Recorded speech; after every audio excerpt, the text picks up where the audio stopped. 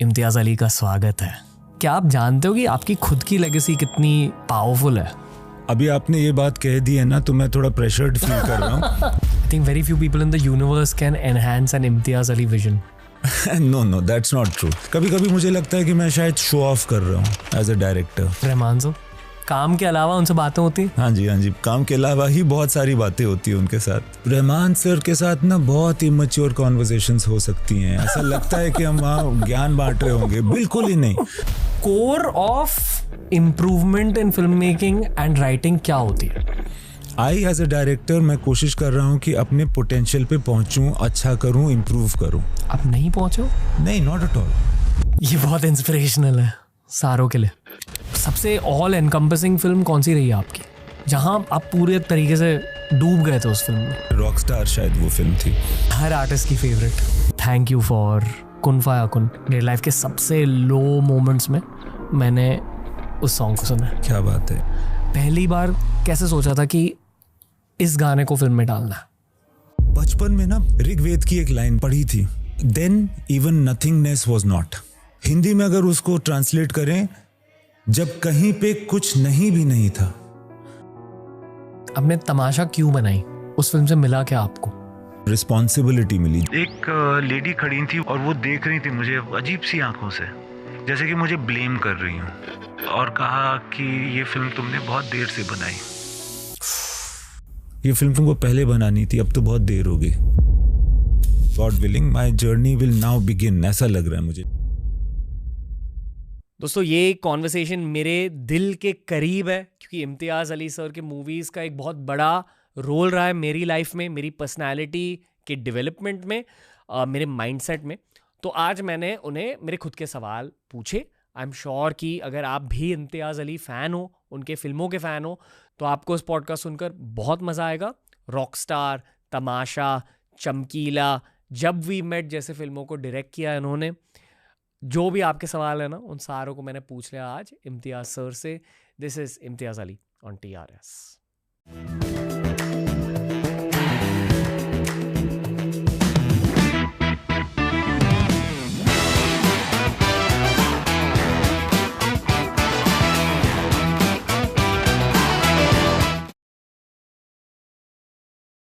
इम्तियाज़ अली का स्वागत है। थैंक यू, धन्यवाद।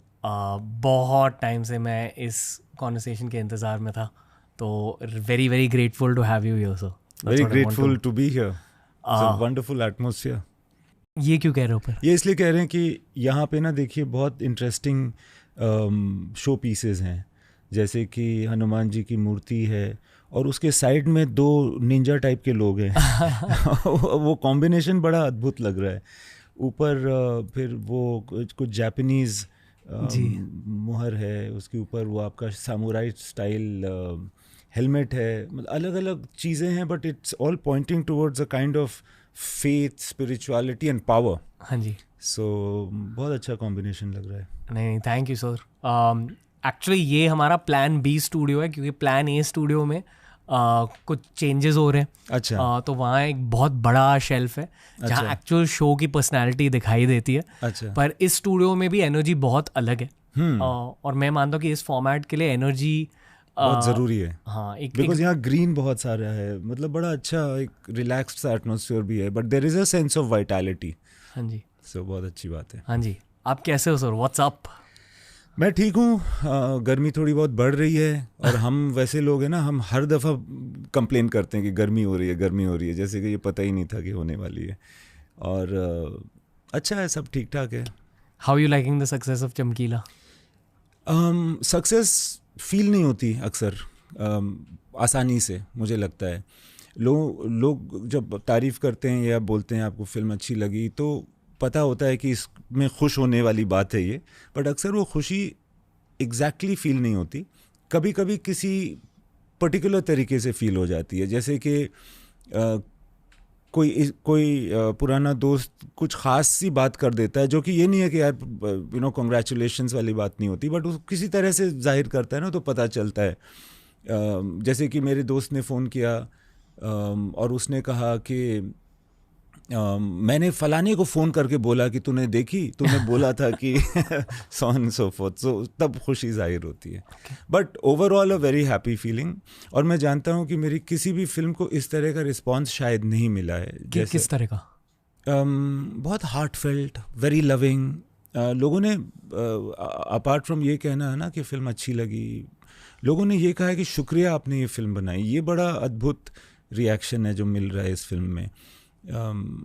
खुद का पॉडकास्ट स्टार्ट करना है, पहले ये सीखो कि पॉडकास्ट स्टार्ट कैसे करते हैं। एक पॉडकास्ट के थ्रू आपको अपने सोशल मीडिया के लिए 20 short form videos, reels, shorts मिल सकते हैं। पर आपको आज क्या सीखना है कि पॉडकास्टिंग की शुरुआत कैसे करें। आपका भाई आपके लिए लेके आए एक course. Definitely check out BO by skill houses podcasting 101 course. मेरे भाई वहां बैठे हैं, अच्छा, आपके प्रोड्यूसर के साइड में। अच्छा, वो शायद आपके मोस्ट हार्डकोर फैन है। अच्छा, and he is gearing up to be a director. अरे वाह। और and I feel he is one of thousands of Indians who have decided to take up film making because of you. अरे तो मेरा पहला सवाल ये है कि क्या आप जानते हो कि आपकी खुद की लेगेसी कितनी पावरफुल है? अभी आपने ये बात कह दी है ना, तो मैं थोड़ा प्रेशर्ड फील कर रहा हूँ। और मुझे लगता है मैं इनको कह दूँ कि भाई बहुत अच्छे से आप करना अपनी ज़िंदगी में, बहुत सक्सेसफुल होना, तो आपके नाम में मेरा भी नाम है। शायद मैंने आपको एक्चुअली पूरा ऑफिस नहीं दिखाया। हाँ, मगर वो कमरा देखा, ये देखा, हाँ, ये दोनों देखा। आई डोंट थिंक हमारे ऑफिस में कोई ऐसे गेस्ट आए जहाँ पूरा ऑफिस बहुत ज़्यादा एक्साइटेड और खुश हो चुका उनका नाम सुन के। So you have a very crazy legacy behind you already. Thank you sir.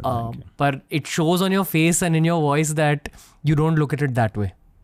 हाँ, because I feel the sense of bonhomie. I feel एक खुशी होती है जब लोगों को कोई चीज़ पसंद आती है, और उससे भी ज़्यादा ना जब इंस्पायरिंग होती है। खुशी ज़रूर होती है, बट इसमें समहाउ लगता है कि पता नहीं ये मेरी फिल्म की तारीफ़ कर रहे हैं तो मैंने बनाई है, बट वो मैं नहीं हूँ। क्योंकि अक्सर क्या होता है कि आप वहाँ से आगे बढ़ चुके होते हैं। वो फिल्म की तारीफ़ है जिसमें मैं शामिल ज़रूर हूँ, बट वो मैं नहीं हूँ।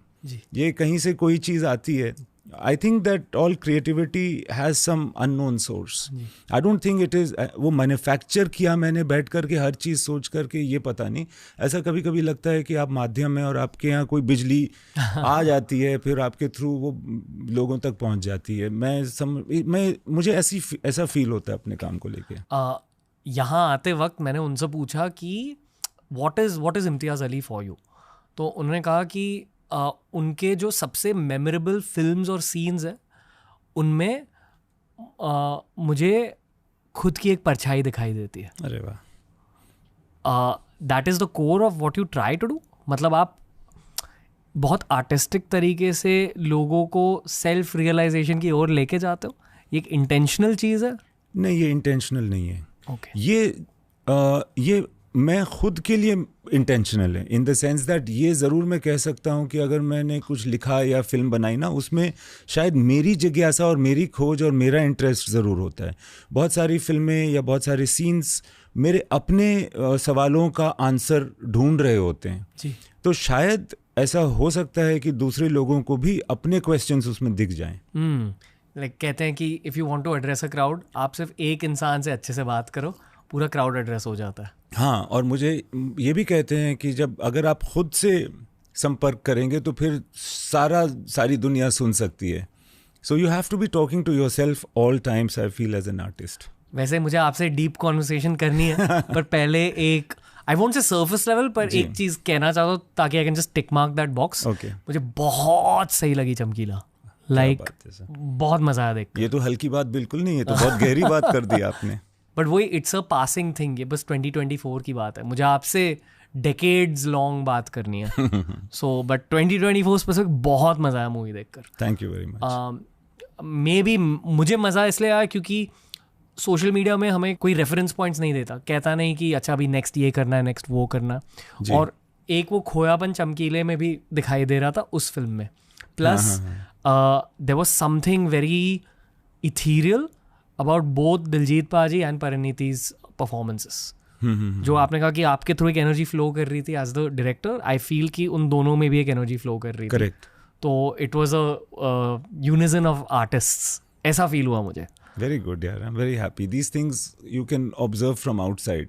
तो हम लोगों को तो बड़ा अच्छा फील हुआ, we felt united etcetera, but बाहर से अगर ऐसा दिख रहा था तो बड़ी अच्छी बात है। कुछ ऐसे ट्रांजिशंस है चमकीले में जी, जो बहुत I don't want to use the word dark, but it makes you question life a lot. हाँ, फेयर टू से? या यस। आई रिमेंबर जब मैं देख रहा था उस फिल्म को, मैं गर्लफ्रेंड के साथ बैठा था, and she is also a deep person, and उन ट्रांजिशंस की वजह से जहाँ सडनली डेड बॉडी दिखाई जाती है, you actually move back in your seat. ये आपने क्यों किया? क्योंकि जब हम शूट कर रहे थे जी, तो मुझे बार बार ये एहसास होता था कि हम ये कर रहे हैं यार, मगर ये दरअसल हुआ है। वो एहसास मेरे लिए बहुत स्ट्राइकिंग होता था शूट के दौरान। और फिर मैं दिलजीत को या परिणीति को या बाकी क्रू को भी कहता था कि ये ऐसा ही हुआ, मतलब वो आया और ये हुआ, ये दरअसल उसने किया था। उससे ये सुन करके भी ना, जो मेरी यूनिट थी, एक्टर्स थे ना, उनके अंदर भी एक somehow एक चमक आ जाती थी, as though there is a sense of reality was added to the performance, to the shooting. तो फिर मैंने सोचा कि ऑडियंस पर को भी ये ट्रांसमिट होना चाहिए। फिर तो मैंने ये तरीका ढूंढा कि अगर उनको बीच बीच में एहसास दिलाया जाए कि ये हो चुका है या ये रियलिटी है, तो शायद वो इस चीज़ को दूसरे तरह से देखेंगे। मुझे ऐसा लगा कि इस फिल्म में एक थीम थी डेथ की।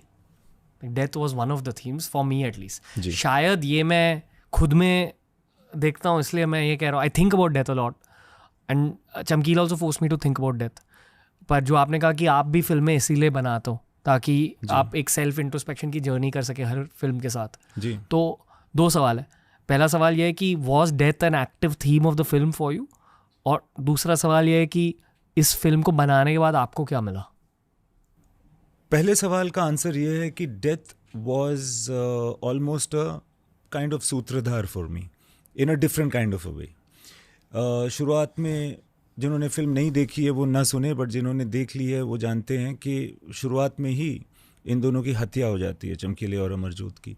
एंड उसके बाद जो उनके लाशों का सफ़र होता है, उस सफ़र को हम ज्वाइन करते हैं एज व्यूअर्स, और उसमें जो लोग आकर के शामिल होते हैं, अपनी धारणा देते हैं, अपने एक्सपीरियंसेस बताते हैं, उससे कहानी पास्ट में जाती है। और हम उस पर्सपेक्टिव से, ये जानते हुए कि ये लाशों का सफ़र है, हम कहानी को देख रहे होते हैं। तो उससे ना एक ये वही व्याकुल मानसिक स्थिति है जो एक इंसान को होती है जब उसको मालूम होता है कि वो मर जाएगा एक दिन पे। और मेरे ख्याल से उसकी वजह से एक डे टू डे बहुत सारे इंसिडेंट्स जो फिल्म में दिखाए गए हैं, उसमें भी ना एक समहाउ एक पॉइंट ऑफ व्यू, एक गहराई आ जाती है, उसको देखने का नज़रिया बदल जाता है। तो इस तरह से हम लोगों ने किया था। आपको क्या मिला इससे? मुझे मिला फ्रेशनेस, मुझे मिली वो फीलिंग जैसे कि किसी इलेक्ट्रिकल अप्लायंस को मिलती है जब वो अर्थ हो जाता है। यानी कि आपने देखा होगा कि 3 प्लग में 3 पॉइंट होते हैं, एंड एक लाइव, एक न्यूट्रल और एक अर्थिंग का सबसे मोटा वाला होता है। अक्सर हमारी ज़िंदगी में ना वो अर्थिंग नहीं हो पाती है। और हम जब वहाँ गए पंजाब में, जब हमने वहाँ शूट करना शुरू किया, वहाँ के वातावरण से और उससे भी ज़्यादा वहाँ के लोगों की वजह से, क्योंकि हम ऐसी जगहों पे थे जहाँ पंजाब आज भी 80s का पंजाब लगता है, यानी कि पिछड़े हुए, जो आप कह सकते हैं कि जो मॉडर्न डेवलपमेंट जहाँ अभी तक पहुँच नहीं पाया है, वो लोग ज़्यादा सुखी हैं और वो लोग ज़्यादा साफ़ हैं।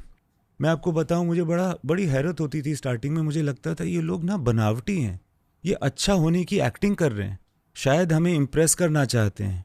मगर over a period of time मुझे लगा कि नहीं यार, ये ऐसे ही हैं, ये हमारे लिए ऐसे नहीं बन रहे। और हम हो गए हैं सिनिकल, जो हमें लगता है कि ये नाटक कर रहे हैं। तो वो ना somehow it was a reset on my mind, या कि हर चीज़ के पीछे ना षड्यंत्र नहीं होता, शायद सच्चाई भी होती है। वो सिर्फ शहरों में होता है। शहरों में होता है, और शहर वालों को भी इससे बच के रहना चाहिए और बार बार ना किसी तरह से अपने आप को साफ करते रहना चाहिए यार, वरना क्या फ़ायदा है ज़िंदगी का अगर हर चीज़ में आपको शक ही करना है, हर चीज़ में कंप्लेन करना है। आप ब्रेक्स लेते हो काम से? काम ही एक ब्रेक है हमारा। हमने तो काम ही वो मतलब we are lucky to be doing the job that is like pass time for us ना। मतलब अगर मुझे और कुछ अगर मुझे अपने आप को एंटरटेन करना होता है तो फिर मैं कुछ कहानी सोचता हूँ, लिखने भी लगता हूँ और उसके बारे में बात करता हूँ। तो आई थिंक ब्रेक लेने का कोई पॉइंट ही नहीं है अपने काम में। स्टार्टिंग फ्रॉम जीरो जी, आप एक फिल्म को क्रिएट कैसे करते हो? स्टार्टिंग फ्रॉम जीरो मतलब आई एम अज्यूमिंग कि पहले एक थॉट आती है आपके दिमाग में। देखिए 0 to आई विल से 30-40% तो अपने आप होता है और आपको इस बात का एहसास भी नहीं होता। मेरे साथ ये होता है कि मैंने किसी को कहीं देखा या कुछ सुना और वो चीज़ मेरे दिमाग में रह गई और वो कहीं अपने आप ही काम कर रही है। यानी कि मैं कहीं बैठा हूँ तो उसका ख्याल आता है कि मैंने उस लड़की को उस बस स्टॉप पे देखा था, या वो दोनों लोग वहाँ पे झगड़ा कर रहे थे, या एक पार्क में एक लड़की अकेले बैठ के रो रही थी और उसको मालूम था कि लोग देख रहे हैं फिर भी वो रोती जा रही थी। ये चीज़ जहन में रह जाती है। फिर इसके बारे में ना एक इमेजिनेशन अपने आप ही चलने लगती है कि क्या हुआ होगा यार, वो घर जो मैंने देखा था ट्रेन से गुजरते हुए, जिसके अंदर एक आदमी खड़ा होकर के एक बच्चे को डांट रहा था, उसके बाद क्या हुआ होगा मेरे गुजर जाने के बाद, या उसके पहले क्या कारण रहे होंगे जिस वजह से ये घटना घटी है। सो क्या हुआ होगा और क्या होगा, एक समझ लो कि एक वो बन जाता है, it becomes like on its own, like a disease. वो इन्फेक्शन चलता रहता है दिमाग के अंदर। बहुत देर के बाद पता चलता है कि आप ना उस कहानी को लोगों को बोल रहे हो, सुना रहे हो, जैसे कि ये सच में घटना है, बातों बातों में उस चीज़ को ला रहे हो। इस तरह से करते करते ना 30-40% अपने आप हो जाता है, जब लगता है कि यार ये कहानी बन गई है, दिमाग में कुछ है, अब इसको लिखना चाहिए। तो फिर वो लिखने का काम शुरू होता है, तो और 10% 20% उसमें चला जाता है। देन फिर लोग आ जाते हैं कि इसमें फिल्म बन सकती है क्या, कास्टिंग वगैरह, प्री प्रोडक्शन, धीरे धीरे। अच्छा, दूसरी बात क्या है कि जब कास्टिंग होती है, आप स्क्रिप्ट फाइनलाइज करते हैं, आप लोगों से टीम बनाते हैं, उसके बाद आप शूटिंग पे जाते हैं। शूटिंग सबसे ज़्यादा एंटरटेनिंग चीज़ होती है मेरे लिए, क्योंकि बहुत सारे लोग होते हैं और वहाँ पर भी आप चेंजेस करते रहते हैं। वहाँ पर भी आप स्क्रिप्ट को कभी कभी एकदम मूलभूत तरीके से भी चेंज कर सकते हैं। मगर बड़ा मज़ेदार इसलिए होता है क्योंकि सारी खिड़कियाँ खुली होती हैं, बहुत सारे लोगों की एनर्जी लगी होती है, वो सारे अपने अपने थॉट्स अपनी अपनी तरीके से, वो एनर्जी बड़ी कंटेजियस होती है, बड़ा मज़ा आता है। और उस भीड़ में ना एक सन्नाटा भी होता है जिसमें आप बहुत क्लियरली सोच सकते हैं। तो वो मुझे, मतलब कभी कभी मुझे लगता है कि वो शूटिंग के मज़े के लिए ही मैं स्क्रिप्ट लिखने को बर्दाश्त करता हूँ। एंड उसके बाद फिर एडिट होता है, जब वो आप लाइक 80-90% वो होता है, फिर साउंड, बहुत सारी अलग अलग छोटी छोटी चीज़ें होती है, हर चीज़ बहुत मज़ेदार होती है फिल्म मेकिंग में। सो प्रोसेस ये होता है यार, जो मैं एक कॉमन सेंसिकली कह सकता हूँ, मगर ये भी कह सकता हूँ कि हर फिल्म का एक अलग प्रोसेस होता है। जैसे कि हर एक इंसान की एक अलग शख्सियत होती है, लिटरली उसी तरह चाहे। और मुझे समझ में आ जाता है कि ये जो है ना भाई, ये इस तरह का प्राणी है, ये इस तरह से चलेगा, इसका रिदम ये है। सो ये कह सकता हूँ मैं। आपका प्रेजेंस ही एथीरियल है। इस रूम में आने के बाद रूम की एनर्जी बदल गई है। ये आपकी वजह से हो रहा है, आपने एकदम मैचिंग वाले कपड़े भी पहने हैं ग्रीन, स्पेशली फॉर दिस, क्योंकि मैं ब्लेंड इन करना चाहता था। It's all about Imtiaz Ali today. अरे नहीं, जेन्युइनली, मतलब मैं सोच समझ के कपड़े पहनता हूँ शोज के लिए। बहुत अच्छी बात है, मतलब करना ही चाहिए, व्हाई नॉट। ये ऑनेस्टली मैंने फिल्म डायरेक्टर से ही सीखा कि if you are in a creative process, it should be all encompassing. हर एंगल से चीज़ों को देखना चाहिए जी। सबसे ऑल एनकम्पसिंग फिल्म कौन सी रही है आपकी? देखिए, चमकीला की बात मैं नहीं करूँगा बिकॉज वो बहुत रीसेंट है, तो उसको हटाते हुए मुझे लगता है रॉकस्टार शायद वो फिल्म थी, ऑल एनकम्पसिंग। हर आर्टिस्ट की फेवरेट शायद। हाँ, हो सकता है। और उसी वजह से, क्योंकि मैं भी आर्टिस्ट होने की कोशिश कर रहा हूँ, तो मेरी भी ऑल एनकम्पसिंग फिल्म शायद वही थी, जिसमें हम सब बहुत ही ज़्यादा डूब गए थे। मतलब हमारे मुझे पता चला कि शूटिंग के ख़त्म होते होते तक मैं 10 किलो मेरा वेट लॉस हो चुका था, मेरे बाल उड़ गए थे थोड़े बहुत। एंड रूमी भी चाहते थे कि रॉकस्टार बने। ये रूमी भाई तो अपने आप ही आए, मैंने तो उनको बोला नहीं, मैं तो वाकिफ़ भी नहीं था, मैं नहीं जानता था उनके बारे में बहुत ज़्यादा। अच्छा। हाँ, ये काफ़ी इंटरेस्टिंग और क्रेजी रहा है। मैंने बहुत बार रॉकस्टार देखी है। मैंने हमेशा ये सोचा है कि I assume Imtiaz Sir was inspired by Rumi and then made Rockstar. ऐसा नहीं है? Quite the contrary. वाह. मुझे मालूम था इनके बारे में, एक दो इनके शायरी या इनके काफ़िए मुझे शायद मालूम भी थे, मगर उससे ज़्यादा कोई नॉलेज नहीं थी. मैं आपको एक उदाहरण देता हूँ कि किस तरह से और क्यों कह रहा हूँ मैं कि रूमी खुद ब खुद चल के आए थे रॉकस्टार में. हम लोग एक गाने की बिगिनिंग शूट कर रहे थे और उसमें ना ड्रम्स हमने रिकॉर्ड किए हुए थे. अभी तक उसकी लिरिक्स नहीं थी, हमने खाली ड्रम्स रिकॉर्ड किए हुए थे, वो दंग दंग दंग दंग दंग दंग दंग दंग दंग दंग दंग दंग दंग दंग ऐसे करके, क्योंकि उस पोर्शन में उस म्यूज़िक के साथ मुझे शूट करना था एक गाने की बिगिनिंग, जो गाना बाद में बनेगा, गाने की बिगिनिंग. और जब वो शूट कर रहे थे हम, उसमें वो होता है कि अगर आपने फिल्म देखी है ना कि जॉर्डन को पुलिस ज़बरदस्ती उठा के हॉस्पिटल के बाहर से ले जा रही होती है और वो चीख रहा है और वो चिल्ला रहा है और वो मार रहा है और मार खा भी रहा है. वो एक वहशत वाला माहौल था और उसके लिए ये ड्रम्स रहमान सर ने बनाए थे टू इंस्पायर मी. और मैं सोच रहा था कि कैसा गाना बनेगा, इसके बाद कैसा गाना बनेगा. मेरा एक दोस्त है, वो ऑस्ट्रेलिया में रहता है, उसका नाम सत्यार्थ है.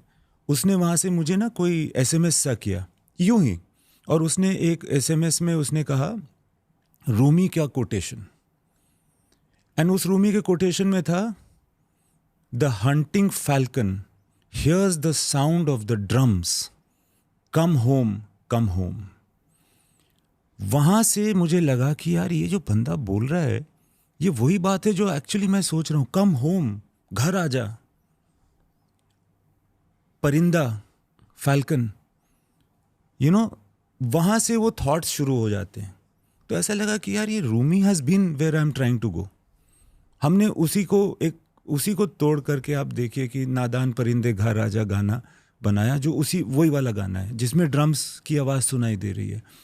So then I realised. उसके बाद फिर जब हम कहीं और किसी और चीज़ की बात कर रहे थे, तो एक सीन है जहाँ एक मैदान सा है, क्योंकि बहुत सारे लोग बोलते थे ना कि यार ये जो जॉर्डन है, और ये मुझे भी लगता था कि मैंने ऐसा क्यों, इसको जेलसी की फीलिंग क्यों नहीं हो रही कि इसकी जो गर्लफ्रेंड है जिससे ये अगर प्यार करता है या जो भी कुछ है, तो वो तो शादीशुदा है, तो इसको ना जलन क्यों नहीं हो रही है और इसको गिल्ट क्यों नहीं हो रहा उसको टच करने में या उससे मतलब इन्वॉल्व होने में. तो मुझे लगा कि ये जो बंदा है ना, ये एक्चुअली ये दुनिया के सही गलत में है नहीं. और हमने वो सीन शूट किया था जहाँ आफ्टर मैरिज इनका ना एक थोड़ा सा मतलब they get a little physical, और लड़की उसको ठेल के चली जाती है, और वो एक मैदान में था. somehow here or around this time then I got to know this other quotation of Rumi कि beyond all concepts of wrongdoings and right doings there is a field, मैं वहाँ मिलूँगा तुझे. And the film has begun with that quotation. Because again, I feel that actually everything that I'm trying to say or the film is trying to say has already been said in this couplet actually. So I think Rumi came in and helped us out. And I don't mean it in a supernatural way. I mean it in a way like there is some kind of serendipity or there is कभी-कभी वो होता है ना कि जब आप another quotation कि जो आप ढूंढ रहे हैं वही आपको भी ढूंढ रहा है. What you seek is seeking you. हमारी खिड़कियाँ दरवाजे खुले हुए थे उस तरह की थॉट के लिए, and that is when the breeze brought Rumi in. वाह.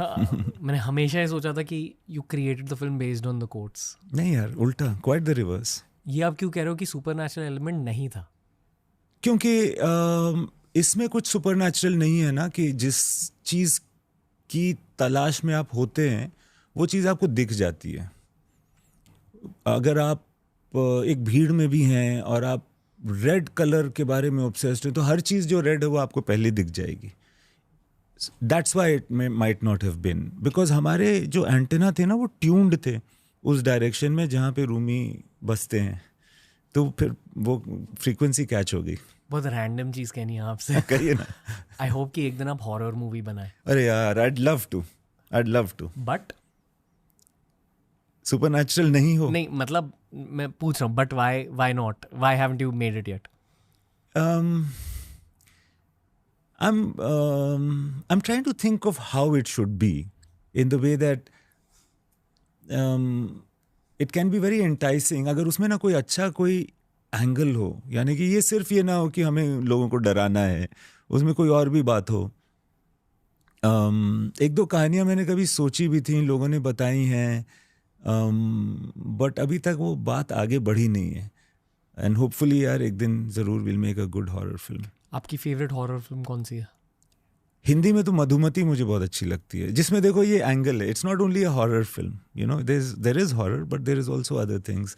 मुझे वो अंग्रेजी में द एग्जॉर्सिस्ट बहुत अच्छी लगती है, बहुत ही सुंदर फिल्म है, but it's a classic film. The fact that it is horror is quite by the way, मतलब हॉरर के अलावा भी वो बहुत अच्छी फिल्म है।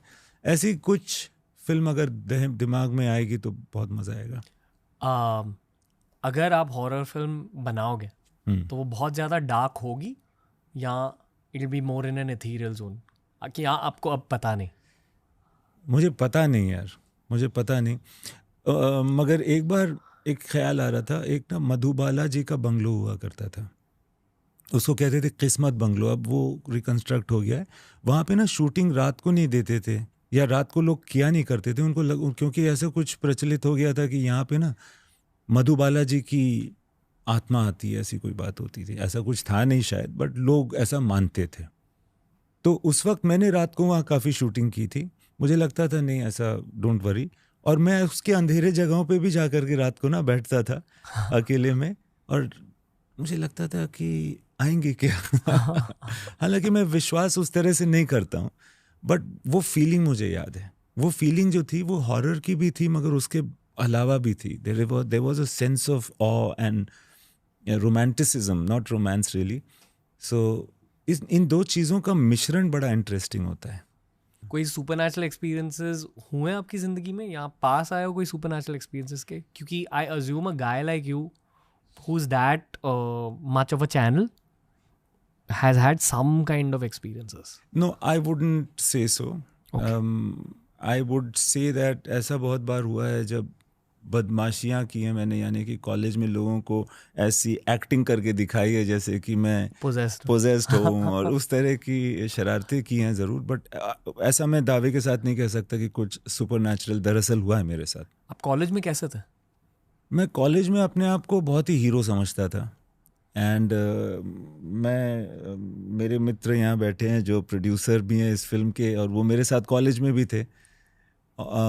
तो मैं मतलब बहुत सारे हर चीज़ में प्रोटेस्ट करना, लोगों की खिलाफत करना, वो एक थोड़ा सा जज्बा था कि हम समाज को बदल ही देंगे और बड़ा कूल तरीके से बदलेंगे हम।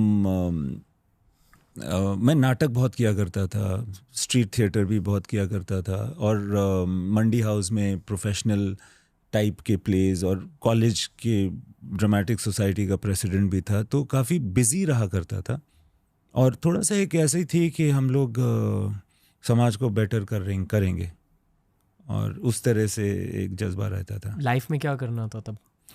देखिए मैं बहुत ड्रिफ्ट करते करते यहाँ पर आया हूँ एक्चुअली। रैंडम चीज़ें हुई हैं? काफ़ी रैंडम चीज़ें हुई हैं, और रैंडम चीज़ें भी नहीं हुई हैं एक्चुअली, एक्सीडेंट्स हुए हैं, यानी कि चीज़ों पे मैं फेल कर गया हूँ, अनसक्सेसफुल रहा हूँ। अनसक्सेसफुल जो मैंने बहुत सारी चीज़ें चाही वो नहीं हो सकी, उसकी वजह से जो हुआ वो ज़्यादा प्रभावशाली रहा मेरी ज़िंदगी में। एंड उस तरह से ड्रिफ्ट करते करते मैं एक्चुअली फिल्म डायरेक्टर बन गया। पर आपने सही क्या किया? पता नहीं, मैं हमेशा इससे जुड़ा रहा, परफॉर्मिंग आर्ट से फॉर सम रीज़न जुड़ा रहा। मैंने नाटक किए, लिखा, ये सब काम मैं करता गया था, ये सही किया था। और बहुत सारे गलत डिसीजंस को मैंने पूरी तरह से निभाने की कोशिश ज़रूर की है। और हाँ ऐसे था, और जब मौका मिला तो मैं एक्चुअली जब मैंने काम करना शुरू किया तो मैं बहुत गहरा उतर गया था काम में। फिर वो काम के डेडलाइंस और काम के प्रेशर्स वगैरह से बहुत बियॉन्ड जा कर के काम कर रहा था, मुझे लगता है, क्योंकि मुझे उसी में रिलीफ मिल रहा था। कंटेंट में हम अक्सर मेंटर्स को ढूंढते हैं। Again we don't have any guides और रेफरेंस पॉइंट्स। मेरे मेंटर है जाकिर खान भाई, and he told me that 2 किस्म के आर्टिस्ट होते हैं, एक्चुअली आर्टिस्ट भी नहीं, प्रोफेशनल्स, 2 किस्म के प्रोफेशनल्स होते हैं. There are 100%ers and there are the ones who are not. यहाँ तो आप 100% दे देते हो हर काम में, यहाँ तो आप नहीं देते. That's it. और एक्चुअली 100%ers बहुत कम होते हैं दुनिया में. आप इन माय आइज जो भी आप कह रहे हो, आप 100%er थे और हो. आई थिंक ये प्री रिक्विजिट है to be a successful film director also. But I can't say, yaar. I can't say. I feel that I mean, Zakir is a wise guy, but I feel that अगर मैं सोचूं ना कि 100% क्या होता है ना, इसकी परिभाषा चेंज करती रहती है यार. I feel this is 100%, but once I go there, I realize that no, it's only 87%. क्योंकि अभी कुछ और है, और भी कुछ और है. या मैं सोच रहा था ये 100% है, नहीं, मगर ये 150% है. 50 करने की जरूरत नहीं थी, ये करो. Super focus, you know, things like that. I feel the goalpost keeps changing, and that is the journey. That is what makes journey interesting. College में जी, रोमांटिकली स्पीकिंग आपका दिल टूटा था? नहीं, मेरा दिल कॉलेज में रोमांटिकली स्पीकिंग नहीं टूटा था. और हाँ, ये कहानी बिल्कुल ऑटोबायोग्राफिकल नहीं है रॉकस्टार वाली. हाँ, ये नहीं था, नहीं टूटा था. और मुझे ना इस बात के बारे में काफ़ी डर भी लगता था कि इस तरह से हार्ट ब्रेक और ट्रेजेडी नहीं होने की वजह से मैं कहीं एक ऑर्डिनरी इंसान बन के तो नहीं रह जाऊंगा. आई think that is what came out in Rockstar. पर जिस तरह से आपने दर्द को दिखाया, वो भी एन आर्टिस्ट परसेप्शन ऑफ दर्द, ये बहुत रियल डिपिक्शन थी. तो मतलब क्या हुआ था आपकी लाइफ में? किस मोमेंट के दर्द को आपने कैप्चर किया था उस फिल्म में? यार, it's very difficult to analyse, because मैंने भी बहुत सोचा है कि किस वजह से वो सारी फीलिंग्स आई होंगी उस फिल्म में या किसी और फिल्म में. उसका ना डायरेक्ट सोर्स नहीं मिलता है. ऑफन टाइम्स वो जो एक्सप्लेनेशन है ना कि ये कॉज एंड इफेक्ट कि आपकी ज़िंदगी में यही हुआ तो फिर आपने फिल्म में वो दिखाया, वो मेरे साथ बहुत ज़्यादा डायरेक्ट नहीं है. किसी एक्चुअली मैं आपको एक एग्जांपल देता हूँ. मेरे एक दोस्त हैं शॉन्टी, हम लोग बात कर रहे थे, उनको रॉकस्टार बड़ी पसंद आई. उन्होंने कहा कि जब आपने कहा ना साडा हा कहते रख, उस वक्त की जो फ्रस्ट्रेशन और वो जो एक पैशन था वो प्रोटेस्ट का, वो ऐसे लगा कि हमारे खून से वो बात आ रही है. तो मैंने उसको बोला, यार कि तुमको किस बात का प्रोटेस्ट है, या क्या प्रॉब्लम थी तुमको ज़िंदगी में कि जिसकी वजह से तुमको स्ट्रगल करनी पड़ी. उसने भी कहा, यार मैं तो बड़ी प्रिविलेज्ड फैमिली का हूँ, मुझे ये प्रोटेस्ट की भावना क्यों आती है जिससे मैं कनेक्ट कर पाया साडा हक से. I was asking myself the same question. These are not events of my life. I feel, again, if you are a conductor, अगर आप माध्यम है तो फिर वो कहाँ से पकड़ रहा है, कौन सी एनर्जी कहाँ कैच कर रही है, इस पर आपका पूरी तरह से दारोमदार नहीं होता है. okay. बस स्टोरी बन जाती है, खुद स्टोरी बन जाती है. और फिर मुझे भी लगता है, मैं इतना मूव्ड फील करता हूँ कभी कभी, मगर ये चीज़ें मेरी ज़िंदगी में नहीं हुई हैं. हो सकता है कि मैंने किसी और का दर्द ले लिया हो, या पता नहीं. कभी कभी जैसा आइंस्टाइन कहते थे ना कि कोई 7% ऑफ द ब्रेन या 4 और 5% of the brain is actually in our control. बाकी जो सबकॉन्शियस है या अनकॉन्शियस है, वो क्या कर रहा है, क्या कह रहा है, वो पता ही नहीं होता. और कभी कभी आर्ट में वो जाहिर हो जाता है और वो अपने ही फोर्स से आता है. फिर आप जब सोचते हैं इसके बारे में, ख़ास करके जब आपसे कोई पूछता है ये बात, या आप किसी इंटरव्यू में होते हैं, तो फिर आप ना एक चतुर आंसर देने की कोशिश करते हैं. बट मुझे लगता है कि एज अ फिल्म मेकर ना ये मिसलीडिंग हो सकता है. फिर वही होगा कि लोग अपने दिल तोड़ने की मशीन ढूंढते फिरेंगे. मैं हमेशा ये मानता था कि art is a result of life experiences. इसलिए हमेशा आपके आर्ट को उसी नज़रिए से देखा है मैंने कि शायद if not all of these experiences, कुछ तो एक्सपीरियंसेस सर की लाइफ में हुए होंगे. 100% हुए हैं, राइट जी. मगर इसका जो ट्रांसलेशन है ना यार, वो एकदम प्योरली सिंपल अरिथमेटिक नहीं है. ये ना एक क्वाड्रेटिक इक्वेशन है या ये कोई डिफिकल्ट अलजेब्राइक एक्सप्रेशन है. क्वाड्रेटिक इक्वेशन मतलब कंफ्यूज करने याद आ के गई लिए. नहीं, but fun. x² plus minus. Okay, fair. So आप समझ रहे हैं, मतलब मुझे ऐसा लगता है कि ज़रूर your life experiences are extremely important, and but you're not arrested only by the narrowness of your life. जी. If you are मतलब अगर आप empathetic हैं तो आप जिससे मिल रहे हैं उसको भी आप सेंस कर सकते हैं, उसकी खुशी में खुश और उसके गम को समझ सकते हैं. तो फिर then an artist can thrive, I feel. And most of these communications happen in a subconscious manner. जब कुन फाया कुन की शूटिंग हो रही थी तब सेट पे एनर्जी कैसी थी? देखिए क्या हुआ, हमने जब शूट करने को हम जब अंदर गए ना तो हमारे जितने प्लान्स थे ना सब चकनाचूर हो गए. हमें पता चला कि हम वहाँ ट्रॉली नहीं लगा सकते. हमारे सारे शॉट्स मूविंग थे. हमें पता चला कि हम कोई भी किसी मतलब कैमरे के जो एंगल है ना वो कभी भी हम मतलब ऐसा है कि किसी चीज़ स्टैंड पे भी लगा के ना दरगाह के हाइट के ऊपर नहीं रख सकते थे. ये सारी वहाँ की मान्यताएं थी. जब हम अंदर चले गए तो हमें ये सब पता चला. तो पूरा जो एक शॉट ब्रेक डाउन होता है ना कि मैं ऐसे गाना शूट करूँगा, ऐसे शॉट लूँगा, वो सारी चीज़ें ख़त्म हो गई. ज़ीरो पे आ गए हम. फिर शॉट बाय शॉट हमने डिवाइस किया कि इसको कैसे शूट करें, उसको कैसे शूट करें. तो एक साइलेंट सी एनर्जी हो गई एज अ रिजल्ट. एंड उसमें क्या हो गया कि मैंने सोचा कि ठीक है एक शॉट लेते हैं, फिर नेक्स्ट देखेंगे, फिर नेक्स्ट देखेंगे, इस तरह से जाते गए. एंड ठंड थी और लग नहीं रही थी लोगों को. और वो गाना चल रहा था जिस पे हम शूट कर रहे थे.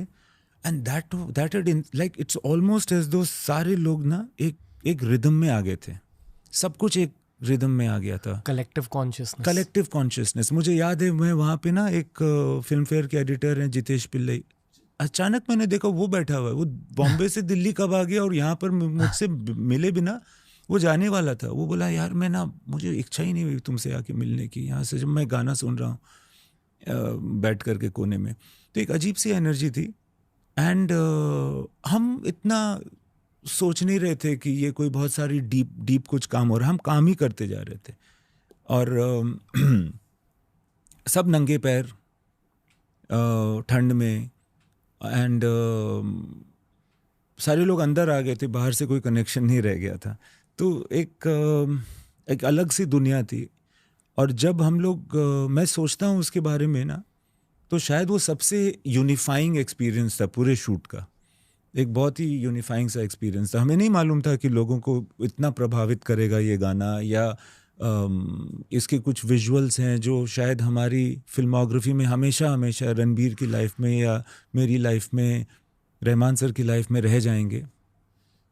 और वही होता है यार कि हमने बड़े मोहब्बत से, प्यार से, अदब से वहाँ पे काम किया.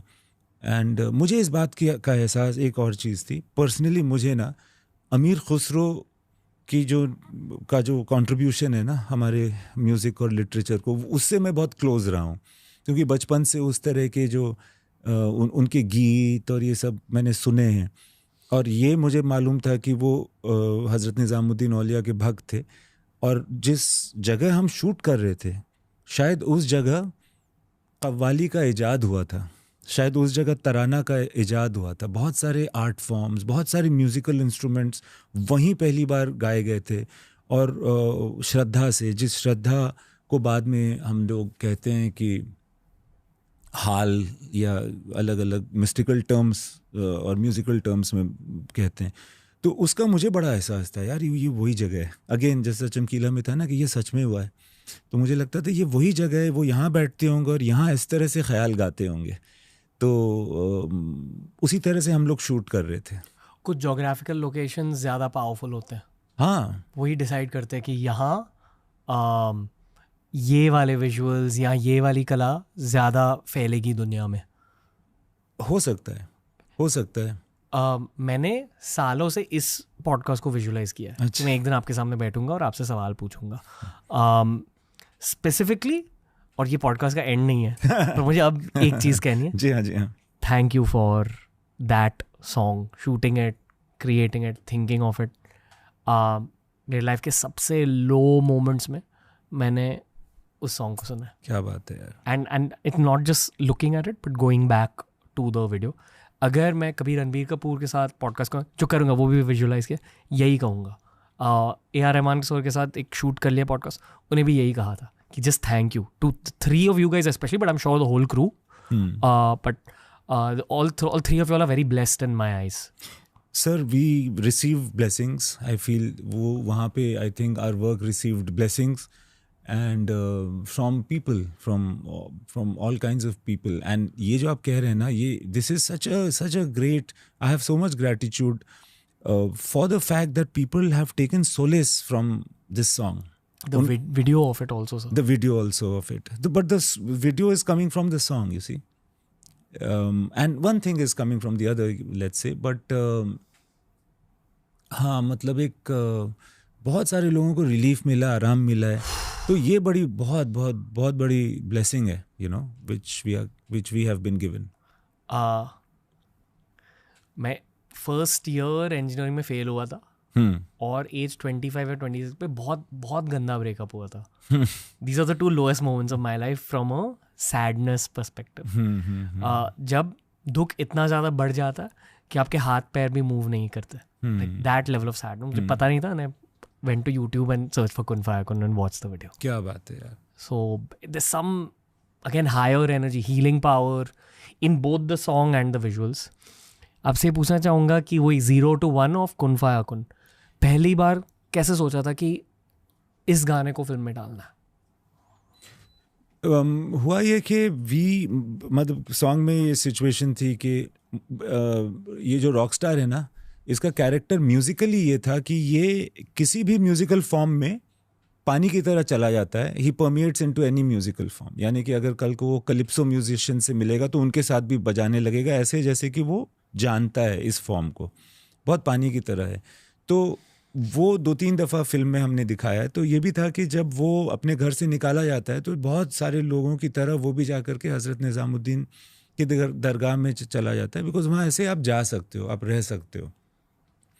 बहुत सारे लोगों ने ऐसा किया है अपनी ज़िंदगी में. तो ये भी चला जाता है because that was just the easy solution. फिर वो वहीं रह गया. फिर वहाँ कव्वाल क्योंकि रहते हैं, ये चांद भाई और ये सारे लोग वहाँ रहते ही हैं एक्चुअली. तो वो लोग हर जुमेरात को या हर दूसरे दिन वहाँ पे कुछ ना कुछ परफॉर्म करते रहते हैं. तो उनके साथ मैंने सोचा कि ये जो रॉकस्टार है ये उनके साथ म्यूज़िकली इन्वॉल्व हो जाता है. फिर वो अपना उनके साथ बजाने गाने लगता है and then he starts to sing in that form. तो एक सिंथेसिस टाइप का था कि कोई कव्वाली चल रही है, उसके बीच में जॉर्डन आता है. सो वी वर थिंकिंग इसमें क्या होना चाहिए, उस कव्वाली के बोल क्या, उस गीत के बोल क्या होने चाहिए एंड कुछ अच्छा होना चाहिए जो लगे कि कोई ट्रेडिशनल बात है या सो ऑन एंड सो फोर्थ. तो इरशाद ने सजेस्ट किया कुन फाया कुन रहमान सर को जब हम इसके लिए गाना बना रहे थे. तो रहमान सर की एकदम आंखें चकाचौंध हो गई. उन्होंने कहा कि रियली आर यू श्योर? सो तो मुझे नहीं मालूम था कि क्यों, मतलब मुझे लग रहा था कोई ख़ास बात है. कुन फाया कुन सुनने में बड़ा अच्छा लग रहा था but I did not know what it exactly meant. But Rahman sir knew and Irshad ने तो सजेस्ट ही किया था कि उसका वो कुरान में ये बात है, बाइबल में ये बात है. कुन फाया कुन directly is from the Quran actually. And Bible में उसको कहा गया है, अभी तो जैसे अंग्रेज़ी में कहते हैं बाइबल को कि बी एंड इट वाज. और इमीडिएटली मुझे याद आई वो बात जो मैंने ना बचपन में ना इसकी ऋग्वेद की एक लाइन सुनी थी, पढ़ी थी. और वो था कि जब then even nothingness was not. Hindi में अगर उसको ट्रांसलेट करें, जब कहीं पे कुछ नहीं भी नहीं था. यानी क्रिएशन के पहले क्या माहौल रहा होगा. आप इमेजिन करो कि क्या आपके दिमाग में आता है कि कुछ नहीं था. तो कुछ नहीं था तो क्या ब्लैक कुछ था? नहीं, ब्लैक भी नहीं हो सकता ना कि कलर ही नहीं था. आप इमेजिन नहीं कर सकते हो. मैं हर दिन लाइब्रेरी में जाके ना एज अ किड ये लाइन पढ़ता था और फिर मैं उसको बंद करता था किताब और मैं वापस चला जाता था. और हर दिन 1 महीने तक कम से कम मैंने सोचा होगा कि क्या होता है. वो चीज़ मेरे को रिफ्लेक्ट कर गई. तो हमने सोचा, और ये भी मेरा एक मानना है कि बहुत सारे जो ग्रंथ है ना पूरी दुनिया के, वो कहते एक ही बात है, भाषा अलग अलग होती है अक्सर. तो आप बाइबल कह लो या कुरान कह लो या यहाँ ऋग्वेद है, ये सारी चीज़ें जब क्रिएशन पे आती हैं तो यही होता है कि so then I feel then Rahman sir, but he did not want to offend anybody, we did not want to offend anybody, क्योंकि जब भी आप कुछ ही फेथ की बात करते हो तो उसमें एक रिलीजियस एंगल भी आता है, तो आपको केयरफुल रहना पड़ता है, बिकॉज अपना तो इंटेंशन ही नहीं है किसी को हर्ट करने का। तो उन्होंने पूछ पाछ किया, हम लोग सब, उन्होंने पूछा कि क्या करें कैसे है, तो फिर फाइनली ये हुआ गया कि नहीं ठीक है, मगर थोड़ा सा इज्जत से इसको बनाना पड़ेगा, गाना भी और इसकी शूटिंग भी, ऐसा ना हो कि कोई मतलब ख़राब विजुअल्स हो जाए या कोई भाव हो जाए या किसी तरह से। So we have to be careful in, we had to be careful in this song, मतलब to the extent that Rahman sir was saying that गाने के पहले ना थोड़ा साफ सुथरे होके आएंगे हम लोग, like that kind of thing. So वही किया हम लोगों ने, और फिर शूटिंग में भी वही माहौल था कि ठीक रखना, और तो basically that is what happened with it. Ranbir को क्या कहा आपने? रणबीर को मैंने एक चीज़ कही थी कि जब वो मैंने कहा था कि कभी क्या होता है ना कि कभी कभी आप ज़िंदगी में जा रहे हो एंड कुछ चीज़ें देखते हो और आपको सडनली लगता है कि ये जो हो रहा है ये सच में हो रहा है या नहीं हो रहा है, कुछ और है इसके पीछे। And this is just a feeling that someone gets, that ये सच में है कि नहीं है सच में, ये कुछ और है, सॉरी ये कुछ और चल रहा है यहाँ पे। And then your mind stops. So I was telling him that जब तुम आलाप लेने के लिए जैसे मौला बोल के ऊपर देखता है बंदा, तो वहाँ पे उसको वही लगता है कि is this what it is और it's something else, something like that, you know. तो फिर मगर फिर वो नेचुरली जब वो गया एंड जब वो ऐसे करके गया तो वो एक्चुअली लॉस्ट हो गया था। तो ये हुआ था। एज अ ह्यूमन बीइंग आपका कोर सवाल क्या है लाइफ को लेकर, या सवाल बदलते रहते हैं? सवाल बदलते रहते हैं, सवाल बदलते रहते हैं।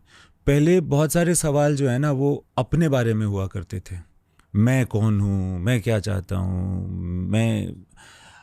अब मैं में इंटरेस्ट धीरे धीरे एक उम्र के बाद चला जाता है, या मेरा तो चला गया।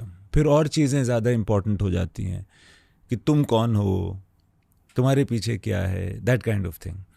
And then you feel gradually that there is a show that's going on all around you and everything is actually connected. You have to ask questions because it's a question that takes you on a journey, but don't expect to be satisfied by the answer to this question. मतलब it's almost like saying that आप कर्म करो but फल की चिंता नहीं करो, आप सवाल पूछो बट जवाब की तलब में परेशान मत हो। जवाब खुद से आ जाएगा, जवाब खुद से आता है। कभी आप नहीं जो ढूंढ रहे होते वो मिलता है, फिर आपको पता चलता है। So it's a very magnificent journey. It is not so, thankfully it is not so easily understood. And then beyond a point of time अब मुझे ये लगता है कि जैसे चमकीला में भी एक लाइन है कि ये दुनिया समझदारी से चलती नहीं है, ये बस चलती है।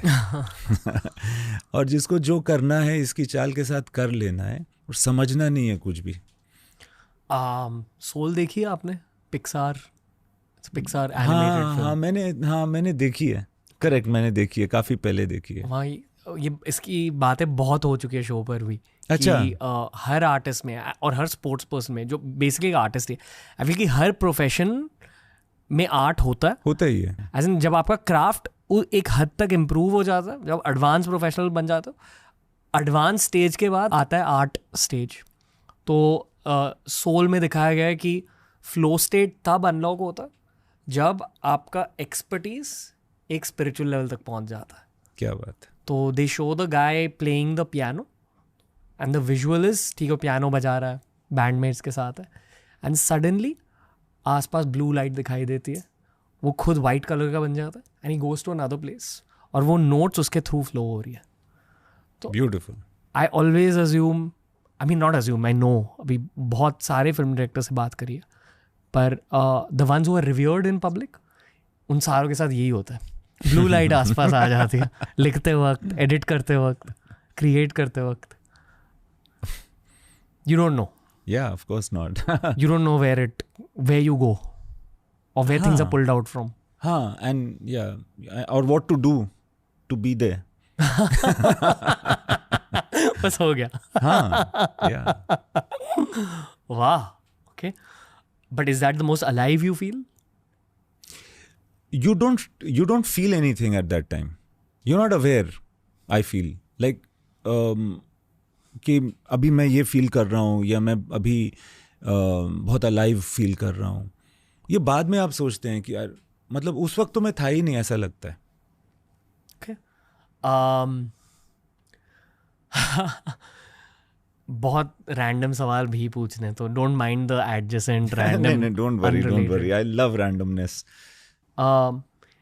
जो हमने अभी आर्ट के बारे में कहा जी, एक्टिंग के लिए भी सच है. हाँ जी, बिल्कुल. ये मुकेश छाबड़ा सर ने कहा था मुझे कि the best actors are always acting out of a flow state. Okay. Kareena Kapoor आई थी शो पर, मैंने उनसे पूछा अच्छा कि do you think it's in your blood, and she said I don't know. या मुकेश छाबड़ा सर ने कहा कि रणबीर कपूर की खासियत है कि वो शायद बचपन से ज़्यादा एम्पैथेटिक रहे होंगे, that's why is a good actor. तो is empathy the core of good acting? क्या आपने कभी एक्टिंग के बारे में सोचा कि what is the actual breakdown of the best actors? ये क्यों होता है?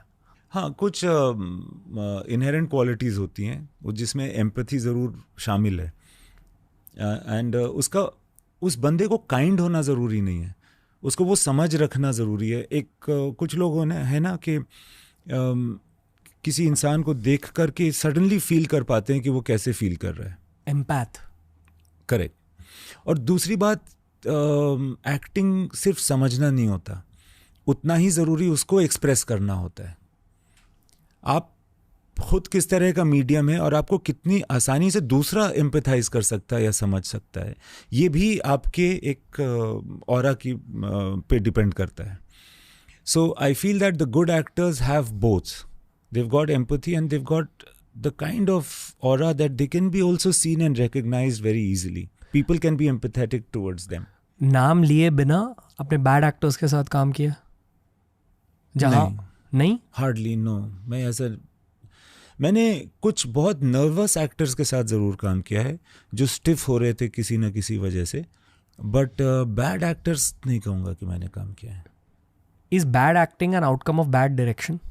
या ओके, श्योरली. या मतलब एक डायरेक्टर ने वहाँ जाकर उनको फीडबैक नहीं दिया अच्छे से? फीडबैक से ज़्यादा ना उनको विजन नहीं दिखाया कि क्या करना है.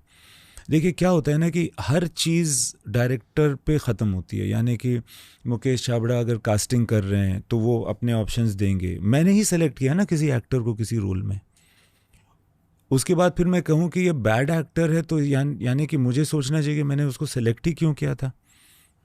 अगर वो सूटेबल नहीं है तो फिर वो मेरी गलती है, क्योंकि एक्टर तो करेगा ही, वो तो अपने ऑडिशन देगा.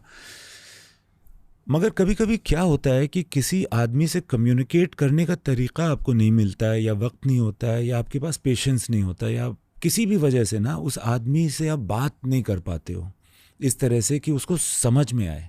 देखिए, बोल देना कम्युनिकेशन नहीं होती. हम बहुत सारी चीज़ें, हर कुछ सुनते हैं, बहुत सारी चीज़ें हमारे दिमाग के अंदर नहीं घुसती हैं ना. तो इस तरह से कहना कि वो आदमी समझ सके, और समझ भी नहीं, उसको मदद मिलेगी कि वो कर दे जो मैं सोच रहा हूँ कि उसको करना है, यानी कि जो उसका ब्रीफ है, ये तो डायरेक्टर में होना ही चाहिए. So, but who's a bad actor? Everybody is a human body, and everybody has a psychographic, and everybody has all those things that they have, like speech and look and everything, and it's up to you to just like direction ही तो करना है. Direction ही तो करना है. वाकई seems like a very complex skill, film direction.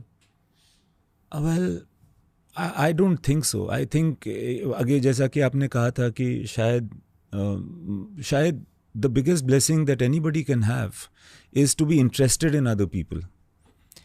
तो वो मुझे अच्छे एक्टर्स में हमेशा दिखती है. अब देखिए कैसे रणबीर कपूर इंटरेस्टेड होता है किसी में भी, जब उसके फैंस आके उससे मिलते हैं, उनसे ज़्यादा तो उसको इंटरेस्ट होता है कि भाई आप कहाँ से आए हो, आपने बस पकड़ी थी, सुबह क्या खाया था, इस तरह के बोरिंग सवाल भी वो पूछने लगता है. तो इंटरेस्ट इतना ज़्यादा होता है लोगों में कि ये सारी चीज़ें फिर स्किल नहीं लगती या मुश्किल नहीं लगती. स्पंज होना पड़ता है. हाँ, शायद आप वैसे होते हो, या वैसे आप मे बी आपके मतलब परवरिश वैसी हुई है. कभी फिल्म सेट पर नेगेटिव एनर्जी सेंस की है आपने? अपने अंदर ज़रूर सेंस किए, जी हाँ, ड्यूरिंग फिल्मिंग, हाँ। फिर उसको ना निकालना पड़ता है, गुस्सा। आपको गुस्सा आता है? नहीं, मुझे नहीं आता है। मैं चेक में रहता हूँ, क्योंकि क्या है ना कि मुझे गुस्से से कोई प्रॉब्लम नहीं है, और मुझे ना बड़ा काइंड अच्छा आदमी भी नहीं बनना है। मेरा काम है वहाँ पे अच्छा मतलब काम करना ना। मगर क्या है ना कि वो चीज़ बहुत मतलब फजूल होती है, उसका कोई फ़ायदा नहीं होता गुस्से का। ना मेरा काम इम्प्रूव होगा, ना जल्दी होगी चीज़ें, ना लोग मुझे अच्छा समझेंगे, मतलब कोई फ़ायदा नहीं होना है। कभी कभी ऐसा ज़रूर होता है कि I kind of take a moment and step back. कभी कभी मुझे लगता है कि मैं शायद शो ऑफ कर रहा हूँ एज अ डायरेक्टर, सब कुछ जो है वो मेरी वजह से ही है।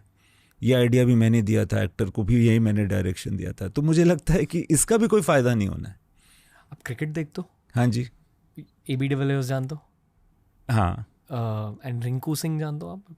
नहीं। ओके, संजू सैमसन, हाँ। AB de Villiers, right. कुछ ऐसे प्लेयर्स है who emit a humble energy. When you watch them on TV, उनकी बॉडी लैंग्वेज ही हम्बल है, पता रहता है कि हाँ ये बहुत हम्बल है। राइट। आप भी उसी कैटेगरी में हो। नहीं, मगर आप देखो, मैंने इनको देखा है, जैसे विराट कोहली प्लेज, हाँ, और you see how with how much humility he goes to the ball. It's almost like ये आदमी तपस्या में है। Such an aggressive batsman, but see how with how much humility he comes to the ball. Or even Sachin, with how much humility Brian Lara comes, and all these great batsmen. Respect your craft and something. So much respect to the ball. तभी वो कहीं भी मार सकता है, कुछ भी कर सकता है। आप देखना कभी सचिन तेंदुलकर को, मैं 1-2 दफा उनको ऐसे कभी देखा है। He is so respectful to everything, even to the ball. You know, there is some humility there. And these guys are artists. You're right. Sportsman जो artist होता है ना, उसका ऐसा ज़रूर होता है। एक पॉइंट के बाद, हाँ, after lots of घिसाई, lots of घिसाई, I'm sure lots of घिसाई, and this घिसाई doesn't look like घिसाई because interest होता है ना। उसको तो छोड़ दो, बचपन में तो सचिन ने तो क्रिकेट ही खेलना था या कोई स्पोर्ट ही खेलना था। So he's also lucky in that way. How did you know कि दिलजीत पाजी ऐसी परफॉर्मेंस देंगे? एक इंटरव्यू देखा था आई थिंक अनुपमा चोपड़ा के साथ, जहाँ उन्होंने कहा कि he didn't believe in him his own acting ability. तो आपने उनमें क्या देखा था? मैंने उनका बहुत ज़्यादा काम देखा नहीं था, बट जो भी देखा था ना, उसमें मुझे लगा था कि इस पूरे फिल्म में उसने कहीं भी ना कोई भी नकलीपना किया नहीं है, बहुत रियल है हर कुछ। And that is I feel the mark of a good actor, कि कभी भी कोई चीज़ नकली नहीं लगती। He was all in at every moment. मुझे यकीन था कि ये एक्टर तो बहुत अच्छे हैं, एंड बहुत सारी चीज़ों की वजह से चमकीला में वो not only suitable but the only suitable actor थे। जो सारी चीज़ें जो रिक्वायर्ड थी चमकीले के रोल के लिए उनके अंदर मौजूद थी, तो सूटेबिलिटी के हिसाब से भी he was number 1, and talent के हिसाब से भी। I think very few people in the universe can enhance an Imtiaz Ali vision. No, that's not true. I feel Imtiaz Ali's vision is known because he has met a lot of these people who have enhanced his vision. Like without an actor, without what Kareena or Ranbir or Alia and Deepika or Diljit have done, what if they hadn't done it, you would never have said that I have any vision. और Rahman sir? Same. अरे बाप रे, Rahman sir तो मतलब he is ahead. I think he's the guide. आपकी तरह? मेरी तरह, मतलब I look up to him as a person, as a creative energy, as a friend. आप दोनों ब्रोज की तरह हो, ऐसा लगता है? ब्रोज नहीं है वो, जो है ना वो बड़े बाबा जी है। काम के अलावा उनसे बातें होती हैं? हाँ जी, काम के अलावा ही बहुत सारी बातें होती है उनके साथ जी। क्या बातें करते हो आप दोनों, इम्तियाज अली और AR रहमान? रहमान सर के साथ ना बहुत ही मैच्योर कॉन्वर्सेशंस हो सकती हैं। ऐसा लगता है कि हम वहाँ ज्ञान बांट रहे होंगे, बिल्कुल ही नहीं। बहुत ही फाजिल बातें हैं, मतलब वो मीडिया में क्या हो रहा है, और एक आदमी था उसने ऐसा कहा था, and he is very funny, he has his own weird sense of humour, but he is a different man, मतलब he is like a genius type character. So and he has no inhibition, he is very open, he is very truthful. छोटी बड़ी बातें, मजाक, formality, किसी भी चीज़ में मैंने उनको कभी कुछ ऐसा बोलते हुए नहीं सुना है जो वो मीन ना कर रहे हों।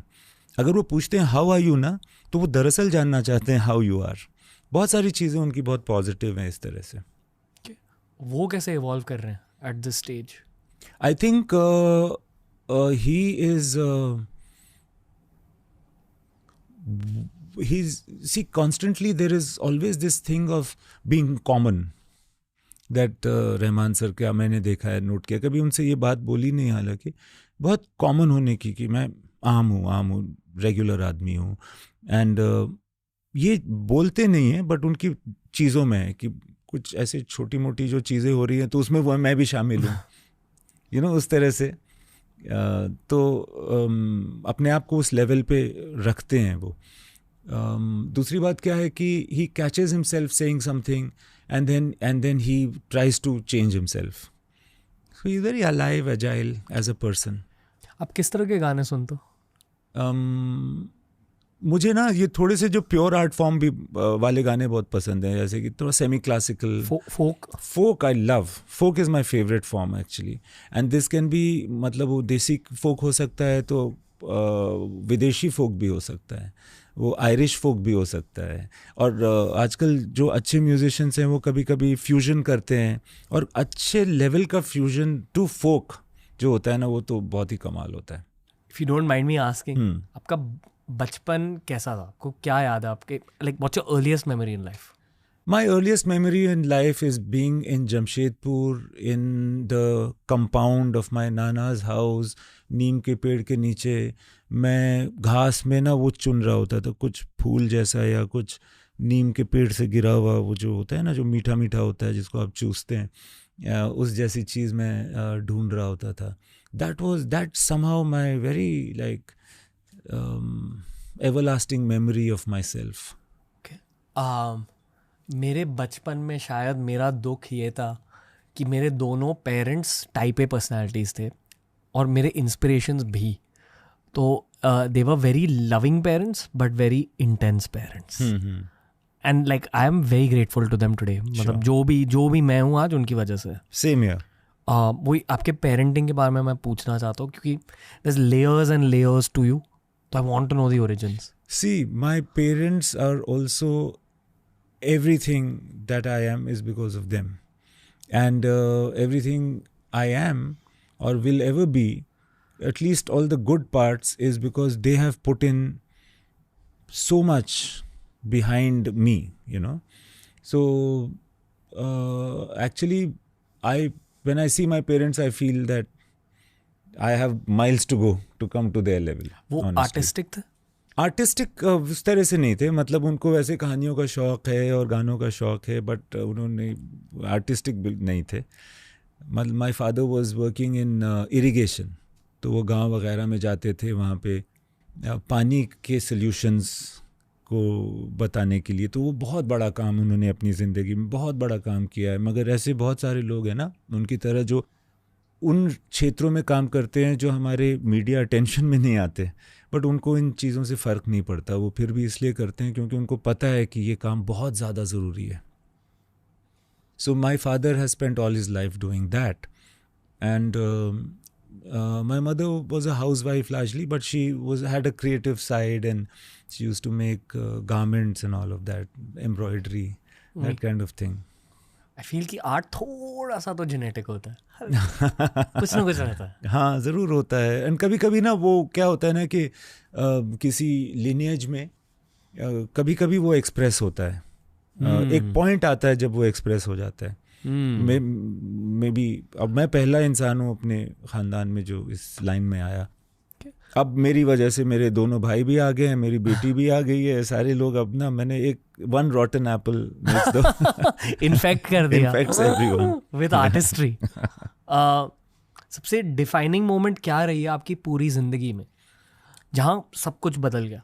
मुझे लगता है मैं 9th स्टैंडर्ड में जब फेल हुआ था और जब मुझे वो क्लास रिपीट करना पड़ा था, शर्म, उसने मुझे सोचने पे मजबूर किया और अपने पैरों पे खड़े हो जाने पर मजबूर किया। फेल क्यों हुए थे? एक तो क्या हुआ था कि हम लोगों को, मेरे फादर का ट्रांसफ़र हुआ था तो 9th स्टैंडर्ड में। दूसरी बात, जहाँ मैं कुछ महीने रह रहा था ना, वो मेरे रिलेटिव्स हैं, सिनेमा हॉल है उनके जमशेदपुर में, मैं उनके यहाँ रह रहा था। तो 2 सिनेमा थिएटर जो है ना वो घर के ही साथ में अटैच्ड थे, तो मैं फिल्म ही देख रहा था उन दिनों। कोई और पेरेंट्स थे नहीं वहाँ पे, क्योंकि ट्रांसफ़र अलग टाइम पे होता है और स्कूल का टर्म की वजह से हम पहले आ गए थे यहाँ पे। सो इस वजह से हुआ होगा। बट बेसिकली मैं उसके पहले कभी भी अच्छा स्टूडेंट था नहीं, ठीक था, मतलब स्टार्टिंग में बहुत अच्छा था, डबल प्रमोशन भी मिला जब मैं केजी से 2 स्टैंडर्ड में डायरेक्टली चला गया। उसके बाद फिर मैं 9th में हमेशा, उसके बाद धीरे धीरे ख़राब ही रहा, फिर 9th में फेल कर गया, उसके बाद मैं बड़ा अच्छा स्टूडेंट बन गया, ऐसा था। क्या तमाशा की बिगिनिंग आपका बचपन था? क्या थी तमाशा की बिगिनिंग? जब वो कहानी सुन रहा होता है बच्चा, story, origins of a story teller. ऐसा कोई, अनफॉर्चुनेटली ऐसा कोई शख्स तो था नहीं जो मतलब प्रोफेशनली कहानी सुना रहा हो और इस तरह की। बट मेरे फैमिली में ऐसे बहुत सारे लोग थे जो कहानियाँ सुनाया करते थे। एंड वो मेरी नानी बहुत कहानी सुनाती थी, उसमें हमेशा एक चिड्डा और एक चिड़िया होती थी। एंड इस तरह की कहानियाँ, एक ही कहानी बार बार सुनाई जाती थी। तो आई डोंट, ऐसा तो नहीं था कि एग्जैक्टली वो हुआ जो तमाशा में था। And my father has been very liberal and kind. In fact उनको पहले समझ में आ गया था कि मैं इस काम में आने वाला हूँ। मुझे नहीं एहसास था कि मैं इस काम में आऊँगा, मुझे फिर भी लग रहा था कि मैं या तो इंजीनियर बनूँगा, अगर उसके बाद फिर मेरी ज़िद थी कि मैं आर्ट्स करूँ, इंग्लिश लिटरेचर करूँ, तो फिर शायद मैंने सोचा था कि मैं IAS ऑफिसर बनूँगा, and so on and so forth. Wow, would have been very interesting to see you as an IAS officer. Yeah, my father बेचारे wanted it, but he never really expressed himself too hard. I feel कि आप बन भी जाते हैं। अगर हाँ, आप मैं try बन करें। सकता था, क्योंकि मेरे आसपास जितने लूजर्स फ्रेंड्स थे हिंदू कॉलेज हॉस्टल में, उनमें से ज़्यादातर तो बन भी गए। तो मैं भी बन जाता, मगर थैंक गॉड, वही मैं कह रहा हूँ ना कि जो मैं नहीं बन पाया, जो मैं मेरे से नहीं हो पाया, उसी वजह से मैं वहाँ आ गया जहाँ अभी हूँ। आपने तमाशा क्यों बनाई? कोई जवाब नहीं है, या बन गई या कुछ वजह थी? नहीं, कोई ऐसी वजह नहीं थी, वो बस I started thinking about it. उस फिल्म से मिला क्या आपको? मुझे ना एक सेंस ऑफ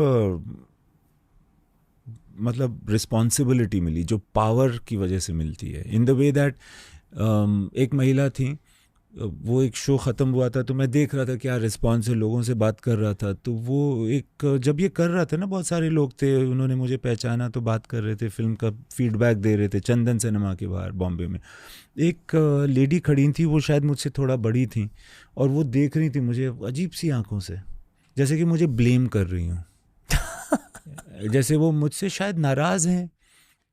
और मैं बड़ा कॉन्शियस हो गया उनसे कि ये है। फिर एक पॉइंट में ना वो जाने लगी, तो फिर मैं उनके पास गया, मैंने उनसे पूछा कि भाई आपको कैसी लगी फिल्म? तो उन्होंने मेरी अगेन उसी तरह से मेरी आंखों में देखा और कहा कि ये फिल्म तुमने बहुत देर से बनाई, ये फिल्म तुमको पहले बनानी थी, अब तो बहुत देर हो गई। ये लफ्ज़ थे उनके, ये फिल्म तुमने बहुत देर से बनाई, अब तो बहुत देर हो गई। और वो चली गई। एंड मुझे उस वक्त समझ में नहीं आया ऑनेस्टली। फिर बार बार ना बाद में बहुत सारे लोग बोलने लगे, यंग पीपल सेइंग दैट, पता है मैंने ना अपनी नौकरी छोड़ दी आपकी फ़िल्म देख के, पता है मैं फ़लाना था, अब मैं स्टैंड अप का काम करने लगा हूँ, अब मैं फ़लाना करने लगा हूँ, मैंने ये छोड़ दिया। और मुझे खुशी कभी नहीं होती थी ये सुन के, मुझे ना हमेशा एक सेंस ऑफ रिस्पॉन्सिबिलिटी लगती थी। मुझे बात ये समझ में आई कि जो काम मैं करता हूँ ना, उसमें कोई कहेगा नहीं, बगैर एक रिस्पॉन्सिबिलिटी लेके चलना चाहिए। बहुत ज़्यादा पावरफुल मीडियम है ये फिल्म का medium. That's all? That's what I realized, yeah. Okay. That you realized responsibility. Yep. Okay. जैसे कि मैंने पहले कहा कि बहुत सारे फैन बॉयज़ और फैन गर्ल्स हैं इस ऑफिस में, एंड मेनली बिकॉज हर कोई ना फिल्म मेकिंग के आर्ट का फ़ैन है। सो फॉर एग्जाम्पल, बहुत सारों को पता है कि शायद वो कभी लाइफ में एक फ़िल्म बनाएंगे नहीं, पर film making as a skill they love that. Okay. क्योंकि वही skill to some degree gets used in even a creation of a reel. Sure. कुछ तो सोचना पड़ता है. हाँ बिल्कुल. Which is why people are going crazy that Imtiaz Ali is in the office today. क्योंकि आप उस skill के master हो. And also because अब क्या हो गया है ना, because of the advent of social media and devices, almost everybody has a chance at filmmaking. यानी कि रील तो कोई भी बना सकता है, बहुत सारे लोग बनाते हैं, शूट करते हैं. जब वो शूट करते हैं तो फिर वो फ्रेम भी करते होंगे, फिर वो लाइट की सेंसिटिविटी भी उनको होती होगी, फिर वो एडिट की कहाँ से किस शॉट को यानी कि film making has become, as you rightly saying, very common place now. Zakir भाई ने एक्चुअली मुझे ये कहा था कि ये कभी मत करो शो पर, क्योंकि ये मैं पहले बहुत करता था. अभी शो भी 5 साल पुराना हो चुका है, पर मैं बहुत, मेरे खुद के अंदर बहुत गुस्सा था पहले. अच्छा. आई थिंक एज के साथ गुस्सा थोड़ा कम हुआ, तो मैं बहुत अस एंड देम करता था. I would like, and I am consciously trying to stop that. पर मैंने नोटिस किया कि जनरली फिल्म मेकर्स की दुनिया में ना बहुत स्नूटीनेस होता है to some degree, and then the upper layer जिनको एक्चुअल सक्सेस मिल जाता है वो स्नूटी नहीं रहते. ये आई थिंक फिल्म मेकिंग की एक जर्नी ही रहती है. इट्स मिररिंग अगेन, जो मैं कह रहा हूँ कि मेरे में गुस्सा कम हो गया टाइम से. Obviously it's an outcome of materially being satisfied. पर एक डिग्री तक गुस्सा होता है. तो जब आप रील्स को फिल्म मेकिंग के साथ जोड़ते हो, lots of people will get offended by even this thought कि ये देखो, how dare he do it. या like I know for a fact that बहुत सारे यंग फिल्म मेकर्स ना, they look down upon social media and YouTubers because of this same angle. Most of the social media people are just really busy with their own thing. Correct. But why does this happen? I don't know if it's a specialty of our country. Yeah, generally all over the world, especially young filmmakers, they're very possessive about filmmaking. Almost. There is an element of snootiness that gets added. Is it a compensation for something? And why is it not there in you guys? Well, I feel that when you're young, you're trying to stand apart from everybody. And when you become slightly more mature, slightly more hopefully wise, then you want to belong to everybody. You know, this is an interesting thing. एक बार महेश भट्ट ने कहा था कि पहले तो आप, when as a young person you're trying to prove that आपका दिमाग कितना अलग से चलता है, आप कितने डिफरेंट हो, फिर जिंदगी भर आप प्रूव करने की कोशिश करते हो कि नहीं, मैं तो एकदम रिक्शे वाले की सोच भी सोच सकता हूँ. True. पर मटेरियल सक्सेस देखना शायद एक टिक बॉक्स होता है उस जर्नी में. मतलब it depends on whether it's interesting for you और नॉट. अलग अलग टिक बॉक्सेस हो सकते हैं, बट कुछ लोगों की ज़िंदगी में बहुत वो इम्पॉर्टेंट होता है, material success and all of that. किसी की ज़िंदगी में नहीं होता है. एंड यू नो, वो आप, मतलब I think every person is very unique, and so their journeys and ambitions are also unique. Okay, अब मैं 9 साल से यूट्यूबिंग कर रहा हूँ. आई थिंक 7 साल के लिए या एटलीस्ट 6 साल के लिए मैं बहुत कूल यूट्यूबर माना जाता था. फिर मेरे नंबर्स बहुत ज़्यादा बढ़ गए and I became main stream. अब मैं बहुत क्या कहते हैं, कमर्शियल यूट्यूबर बन चुका. आई am not cool any more. I am popular but not cool. और थोड़ी फ्रस्ट्रेशन होती थी इसकी वजह से कि while I was rising everyone was cheering. Now that I've risen people want to see me fall. तो थोड़ी फ्रस्ट्रेशन फील होती थी. फिर मुझे बचपन में मैं ना WWE देखता था. WWE में जॉन सीना होते थे. अच्छा. जॉन सीना एक है उनके टॉप. अच्छा. सेम स्टोरी लाइन कि when he was rising everyone was cheering. एक बार जब चैंप बन गए तब सब लोग बू करने लगे उन्हें for no reason, and he would just smile and carry on with his job. और जब उन्होंने WWE छोड़ा, अब फिर से लोग उन्हें चीयर करने लगते हैं. तो I guess this is society's function कि जब आप टॉप तक पहुंच जाते हो, टॉप तक पहुंचने से पहले आपको चीयर करते हैं. Then people like seeing a hero fall sometimes. Yeah, I think so. मुझे लगता है कि all of us have a natural tendency to cheer for the dog, no? Like we all want to cheer the underdog. किसी भी, जैसे Rocky की इतनी सारी बॉक्सिंग की फिल्में हैं, आप देखते हैं, तो हम हमेशा अंडरडॉग को सपोर्ट कर रहे होते हैं. मगर जब एक बंदा है जो अंडरडॉग नहीं है, अब वो अपने गेम में एकदम मास्टर बन चुका है, तो फिर ये उसकी गलती भी नहीं है. बट मेरे ख्याल से वो, जब कोई भी आदमी चैम्पियन बनता है या किसी काम में अच्छा बनता है, तो वो उतना कुछ सीख लिया होता है कि he can revive himself again and again, you know. So हाँ ये तो है, ये बहुत ही रियल सिचुएशन है, बहुत ही रियल प्रॉब्लम है आई थिंक ऑफ सक्सेस। पर लोग शायद एम्पैथाइज भी नहीं कर पाएंगे इसके साथ। नहीं कर पाएंगे बिकॉज वो बोलेंगे यार इसको बड़ी प्रॉब्लम है कि ये नंबर 1 है। ये आपके साथ भी हुआ कि लोग एक एक्चुअली आप हमेशा के लिए कूल ही हो? नहीं हमेशा के लिए कूल नहीं हो, मगर मैं नंबर 1 बनूंगा तब होगा ना। You don't think you are already? No. Nobody can be number 1 as a director ना. You can't really. It's not a. It's competition नहीं है ही नहीं कंपटीशन। आप कभी नहीं बोल पाएंगे कि कौन, मतलब आपके नज़रिए में शायद मैं अच्छा डायरेक्टर हूँ या बहुत हाई मेरी श्रेणी है। मुझे पता भी नहीं कि एक अच्छे डायरेक्टर की पहचान क्या होती है ऑनेस्टली। आई गेस कि जो फिल्में रह जाती हैं आपके साथ, for me that is the definition of a good director. Okay.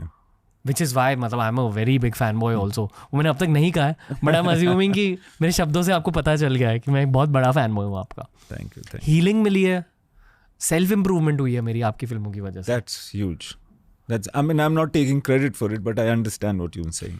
मेरे एक मेंटर है किरण खलप, उन्होंने मुझसे कहा था कि पता है मेडिटेशन क्यों करनी चाहिए? क्योंकि गाड़ी में मान लो आपने एक्सेलरेटर और ब्रेक साथ में दबाया तो गाड़ी को क्या होता है? यही एक इंसान, हाँ यही एक इंसान के दिन की सच्चाई होती है। बहुत ऐसे मोमेंट्स होते हैं जहाँ एक्सेलरेटर और ब्रेक साथ में दब जाता है, इसलिए मेडिटेशन करनी होती है। पर एक लॉन्ग टर्म पर्सपेक्टिव से देखा जाए तो बहुत डैमेज होती है इंजन आपकी, और जो बहुत अच्छे फिल्म्स होते हैं they are able to release that damage. क्या बात है। 3 or 4 of your films have had that long term impact on me and they age very well, your films. Maybe ये मैं बस thought experiment कर रहा हूँ, which is why you're I'm not just saying this because you're in front of me, but you're my favorite director. So क्योंकि healing मिल जाती है आपकी वजह से। शायद ये सेल्फिश पर्सपेक्टिव है आपको लेकर। नहीं sir, thank you very much. मैं मतलब आई अंडरस्टैंड कि आप इतनी मेहनत कर रहे हैं मेरी तारीफ करने की। इतना जोर लगाया आपने अपने ज़हन पर। मैं मेहनत कर रहा हूँ शब्द ढूंढने के लिए। आई नो कि जो मेरी इमोशन है वो आप तक पहुंच चुकी है, पर पॉडकास्ट के लिए मैं शब्द ढूंढने की कोशिश कर रहा हूँ। Okay. Do you feel weird when someone compliments you? Honestly, I feel a bit awkward sometimes.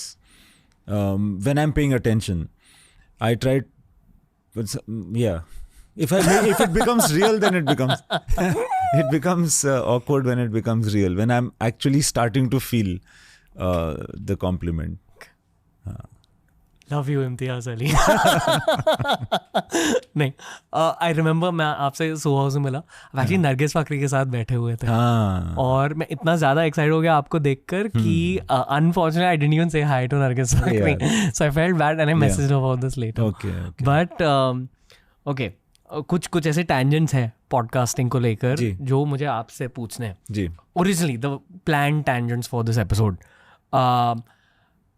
वो जो मैंने फिल्म मेकिंग की बात करी जी, core of improvement in film making and writing क्या होती है?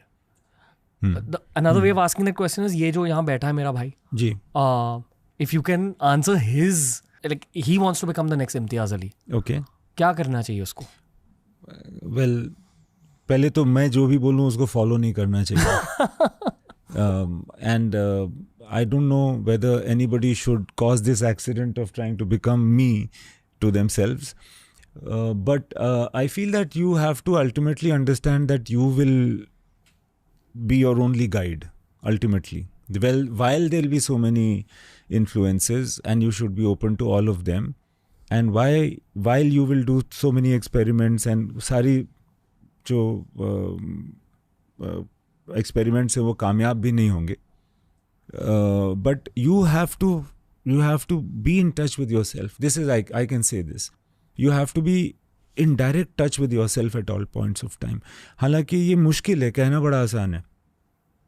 But if one can be asking himself questions and answering truthfully, because nobody else will know what the answer is, but you yourself, then you have a chance of being guided. तो वो है, to be in touch with oneself is I think very important, especially when you're talking to lots of people, when you are in the business of communication and art. ये आपने creativity को upgrade कैसे करते हैं वो सवाल को answer किया। ओह अच्छा, इट्स अ गुड आंसर। अच्छा ठीक है। आप इसको कट पेस्ट कर देना, एडिट कर देना। इट इज़ द कोर, क्योंकि आई फील कि टेक्निकल फिल्म मेकिंग इम्प्रूव हो सकती है प्रैक्टिस के साथ, पर जो आपने कहा ये लोग नहीं कर पाते. हाँ, because technique is to help you reach here. It is not, it can't really guide you. It can be your like साधन हो सकता है, वो टूल्स हो सकते हैं. करेक्ट. टूल्स के साथ करोगे क्या एग्जैक्टली. तो आप कह रहे हो कि खुद के अंदर झांको. हाँ, खुद से टच में रहो, ये देखो कि तुमको क्या अच्छा लग रहा है. और ये होता है ना हमेशा कि मैं क्या देखना चाहूँगा.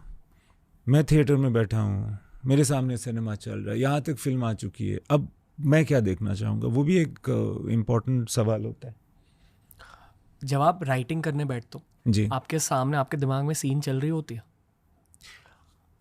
आधा पका आधा कच्चा सीन चल रहा होता है दिमाग के अंदर, जिसमें लोग होते हैं बट उनके चेहरे क्लियरली नहीं दिख रहे होते. कुछ एक वाइब होती है, इंसान को मैं पहचान पाता हूँ कि हाँ ये वो है.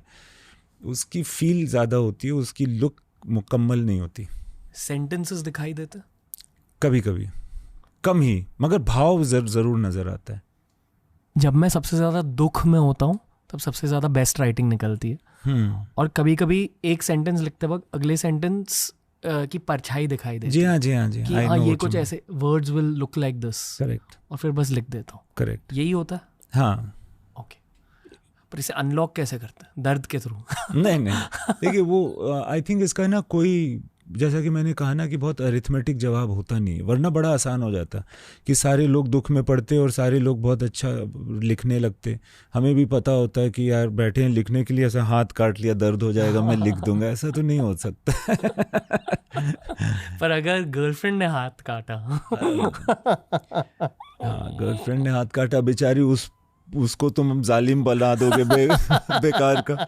गर्लफ्रेंड जो है वो डंडा लेके खड़ी रहेगी कि भाई को जब लिखना तो मारूं सर पे. नहीं यार, ये I think is beyond that. I think you must want it that much. It must do something to you. आपको सक्सेस चाहिए था, कमर्शियल सक्सेस, या आपको सिर्फ अच्छी फिल्में बनाना? मुझे लगता है कि मुझे कमर्शियल सक्सेस चाहिए अभी भी. हाँ, मतलब चाहिए था तो कम से कम. मुझे लगता था वो सक्सेस क्या था ये नहीं पता मुझे, मगर मुझे लगता था कि हाँ यार लोगों को मेरी फिल्मों की टिकट खरीदनी चाहिए. हाँ, मुझे एक विजुअल था कि जब मेरी फिल्म ख़त्म हो रही है और लोग निकल रहे हैं थिएटर से, वो मुझे नहीं पहचान रहे बट मुझे लगता है कि वो खुश हैं. ये वाली फीलिंग थी. ये मैं चाहता था. और क्या personally,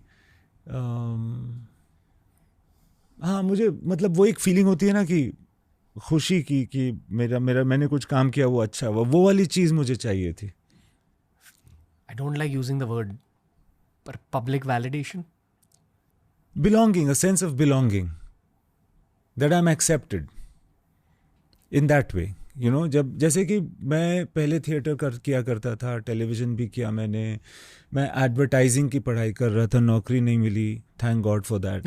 one of my great successes is that failure.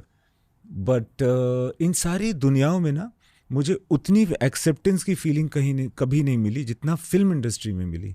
लोग फिल्म इंडस्ट्री के लोगों को की बहुत बुराई करते हैं, कहते हैं कि हर तरह की बातें करते हैं ना, बट मेरा एक्सपीरियंस ये है कि मैं तो बाहर से आया था, मेरा तो कोई नहीं था यहाँ पे. बॉम्बे में ही कोई ऑलमोस्ट कोई भी नहीं था. मुझे बहुत एक्सेप्टेड होने की फीलिंग यहाँ पे मिली है, क्योंकि मुझे भी अपनी ही तरह के ड्रिफ्टर ड्रीमर टाइप के लोग मिले जो इमोशनल हो सकते हैं, झगड़े भी कर सकते हैं, but it's like how there is, पहले एक कॉलोनी होती है ना कि सारी एक फैमिली टाइप फील. ये क्लीशे है, इसको बोलना थोड़ा ऑड लगता है, नहीं, बट ये क्लीशे एक किसी वजह से है कि देयर इज़ अ फीलिंग. आप झगड़ा भी कर सकते हो एक दूसरे से. मैं भी चाहूँगा कि मेरी फिल्म जो है ना वो दूसरी फिल्म से ज़्यादा सक्सेसफुल हो. इस तरह की चीज़ें होती हैं, बट इसका ये मतलब नहीं है कि हम दुश्मन हैं एक दूसरे के. It's a strange sort of anyway, the feeling of acceptance came in a big way to me when I came into the film industry. At least मेरे नज़रिए से जो लोग सक्सेस हासिल करते फिल्म इंडस्ट्री में, उन सारों के इनर चाइल्ड बहुत अलाइव होते हैं. और यही आप शायद, I think this is what you are trying to say, I guess it's a bunch of हाँ kids Yeah. Working together. Like you see Rahman sir how he is actually. वो मतलब obviously on some level is a very evolved person, but you see he is so childish, he is so kiddish. If you don't mind me asking you, जो आपने कहा कि sense of belonging, जी. तो जब एक film commercially reject हो जाती है बनने के बाद, आपको दर्द फील होता है? हाँ, किसी ना किसी तरह से होता है. करेक्ट. मुझे ना अक्सर ज़िंदगी में खुशी या दर्द उस वक्त महसूस नहीं होती जब होनी चाहिए थी. बाद में शायद एहसास होता है या पहले होता है, वो मेरा कुछ थोड़ा ऑफ है I think cause and effect में. मगर कभी ना कभी उसका दर्द ज़रूर होता है किसी तरह से. एग्जाम्पल देके समझा सकते हो, रियल स्टोरी? हाँ, जैसे कि मैं ना एक बार कुछ ना 2-3 साल हो गए थे जब हैरी मेट सेजल को, तो किसी ने मुझे मैसेज किया कि जब हैरी मेट सेजल की आज एनिवर्सरी है तो आप कोई पोस्ट क्यों नहीं करते इसके लिए. So what if it didn't do well, है तो आपकी फिल्म. तो मैंने सोचा हाँ यार, मतलब मैं तो, मुझे ना बड़ा दर्द हुआ. मुझे लगा कि यार this is my what, it's an unfortunate child kind of thing, feeling. I felt a sense of like ownership over Jab Harry met Sejal, to say to it that I'm not embarrassed of you brother, you're mine as much as any other film is. So उस वक्त एक अजीब सी melancholy या दर्द आप कह सकते हैं उस वक्त महसूस हुआ कि अच्छा ये फिल्म तो अनसक्सेसफुल फिल्म थी, जो उस वक्त उतना उस तरह से नहीं हुआ था, but I could feel it at this point. उस वक्त क्या हो रहा था? उस वक्त कैलकुलेशंस हो रहे थे, उस वक्त मैं लोगों के चेहरे देख रहा था, उस वक्त मुझे समझ में आ रहा था कि यार ये शायद डिसअपॉइंटमेंट की फीलिंग हो रही है लोगों में. ये सब चल रहा था और उस फॉर सम रीज़न मुझे डेंगी हो गया था, तो मैं तो बिस्तर पर ही पड़ा हुआ था through out for a month. तो कैसा हुआ था. प्रोसेस किया पर उस दर्द को? हाँ, over a period of time. But यार इतना ज़्यादा ना इन चीज़ों से आप ना डिस्टर्ब नहीं हो सकते. Let it go. You have to. And how like वही है ना कि कितना ज़्यादा हर गम और हर खुशी से आप अफेक्टेड हो सकते हो. एक पॉइंट, मतलब आपकी जर्नी ये नहीं है, मतलब मेरी जर्नी ये नहीं है कि मैंने कितना सक्सेस बटोर लिया या कितनी बार फेल हो गया. ठीक है, वो है, मतलब वो एक दुनियावी चीज़ है ना, मतलब उसके अलावा भी तो आपकी खुशियाँ हैं, आपके गम हैं, बहुत सारी चीज़ें हैं. So I have not, fortunately I have not gotten that affected by good things and bad things in life. कुछ और भी चलता रहता है अपनी ज़िंदगी में. स्टोइक रहे हो? Not stoic but accepting. देखो अभी आपको ना मैं ये कह रहा था कि बहुत सारी फेलियर्स की वजह से ना बहुत चीज़ें मुझे ज़्यादा प्रेशियस मिली हैं than my successes. Like I try to get a job in advertising for so long, और मुझे नहीं मिला. मुझे समझ में नहीं आ रहा था क्यों नहीं मिल रहा था, बट नहीं मिला, उस वजह से मैं इस तरफ आया. तो कितना वक्त बचा लिया यार मैंने, कितना क्या हो जाता पता नहीं क्या होता. So I feel lucky about almost all my failures. तो जब कुछ ऐसा होता है ना, हैरी मेट सेजल नहीं चली, तो मुझे फिर भी ये एहसास होता है कि don't worry, there is something good that is happening. Don't worry. So I am not really so perturbed by it, honestly speaking. ये आज मैं आपको एक्सप्रेस कर रहा हूँ, और thank you for bringing me to a point where I could express it. Do you mind it that I asked? No, not at all. In fact why not. इतना ज़्यादा अधीन नहीं होना चाहिए सक्सेस और फेलियर के. ये ना मैंने अब रिसेंटली सीखा है. तो जब एक सक्सेसफुल मोमेंट होती है ज़िंदगी में, मेरी फर्स्ट रिएक्शन थोड़ी डिटैच रहती है. अब जी. एक ज़माने में बहुत इमोशनल हो जाता था, but I realise that if you train that success muscle that much, then the failure will hit you much worse. तो आई डोंट नो अगर ये सेल्फ डिफेंस है या नहीं, बट लोगों के फेलियर्स के बारे में जानना मुझे बहुत अच्छा लगता है, क्योंकि आई फील कि हर किसी का एक सब्जेक्टिव तरीका होता है to handle failures. I wanted to ask you this, but I am very aware कि आप इमोशनल इंसान हो, तो you have to be an emotional person to be creating the films you've created. With that level of emotion and empathy, how do you handle your own films not doing well, which are so much of an outcome of emotions? एक तो सवाल ये है कि is this something you developed with time? And the second question is, जब आप say for example Harry met Sejal, जब आप ये फिल्म लिख रहे थे, जी, were you sure about the project? वो श्योरिटी थी, like was the process the exact same you used for Chamkila या तमाशा या लव आजकल या Jab we met? the process is different at each time, but the way I approached that film was also kind of similar, that matlab that had a unique situation, jab Harry Met Sejal, and that was, I was trying to make a light film, I was trying to make an easy film, I was trying to make a film in which there is no funda, No questions? no like a obvious depth or no philosophical depth, that kind of thing. I was trying to make a light film. That was also an experiment, and because the films that of mine that were doing well were not like that. But I didn't want to keep making the same kind of film. In fact, I wanted to make something different. So I went in that direction. So in a way, that was also a pure thought. Some experiments won't work. जी. But the point is, you were asking me about failure, and like I said, the defining moment in my life was that of failure in the 9th standard. And I know for a fact, and this is not just like saying it for the sake of it, I know that that was the most important event in my life. It was a failure and not a success. Therefore, how hard can a failure hit you if you are already working with that? और क्या करती है failure यार, जो success बहुत मुश्किल से करेगी, वो आपको अपने नज़दीक कर देती है। आप खुद को पहचानने लगते हैं, आपको खुद से कम्युनिकेशन ज़्यादा होने लगती है। जैसे कि आदमी जब बीमार पड़ता है और अकेला होता है और कोई नहीं होता, तो खुद ही से बात कर पाता है। Similarly, I feel that failure can bring you that. It makes you closer to your core. You become balanced somehow. You should not be waiting for failure. In a way, failure is like वो दुख जिसकी वजह से आपकी singing improve होगी ना, एक तरह से वो चोट है जिसकी वजह से आपका आर्ट बेटर होता है, बट आप उसकी वेट नहीं कर सकते हैं। बट जब वो आ जाए आपकी ज़िंदगी में, तो आपको पता होना चाहिए कि कोई दोस्त आया मिलने के लिए, ये शायद आपको अपने कोर से ज़्यादा करीब कर सकता है। Part of the journey also, कि अब जो फिल्में निकलेंगी आपसे वो भी उस दर्द का ही नतीजा है। That's a way of putting it. The other way of putting it is also that you can't walk a straight path towards your final potential.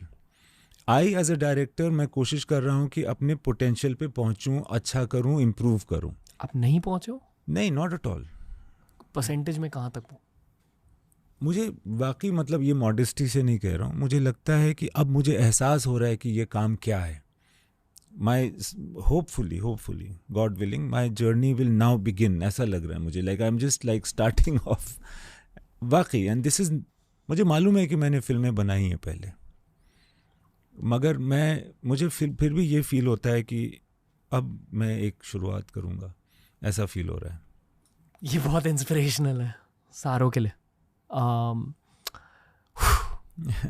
क्योंकि अक्सर जब मैं मेरी एज के लोगों से मिलता हूँ, लोग अभी रिटायरमेंट के बारे में बात कर रहे हैं। क्या? हाँ, क्यों? आई थिंक उनने बहुत लोगों के प्रायोरिटीज बदल दिए। हाँ, आप क्या कर रहे थे? मैं लॉकडाउन था और मैं एक्चुअली भगवान का शुक्रिया अदा कर रहा था कि उन्होंने मुझे राइटर बनाया, ताकि मैं उस समय कोई वर्थवाइल काम कर सका, स्क्रिप्ट्स लिख सका। बहुत सारे काम मैंने कर लिए जो फिर फाइनली के बाद मैंने फिर उनको अंजाम दिया। So I was so thankful to God that I am a writer. आपने और भी स्टोरीज लिखी हुई है जो पढ़ी है? जी, बहुत सारी स्टोरीज। जी, उन सारों को आप बनाओगे? कोशिश तो यही है। What are you most excited about? उस स्टोरी के बारे में मत बताओ, बट थीम के बारे में बताओ।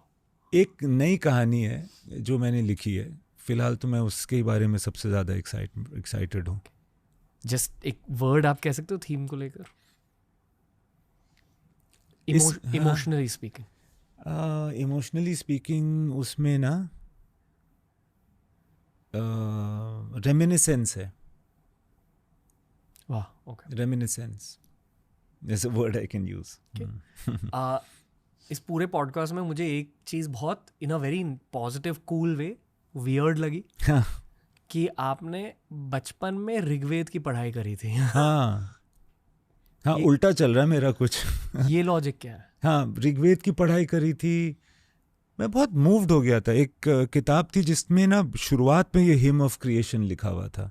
I think it was the discovery of India और समथिंग, उसके शुरुआत में ये लिखा हुआ था। तो मैं तो उसके आगे ही नहीं बढ़ पा रहा था, क्योंकि मुझे स्ट्राइक कर गया कि ये क्या चीज़ है।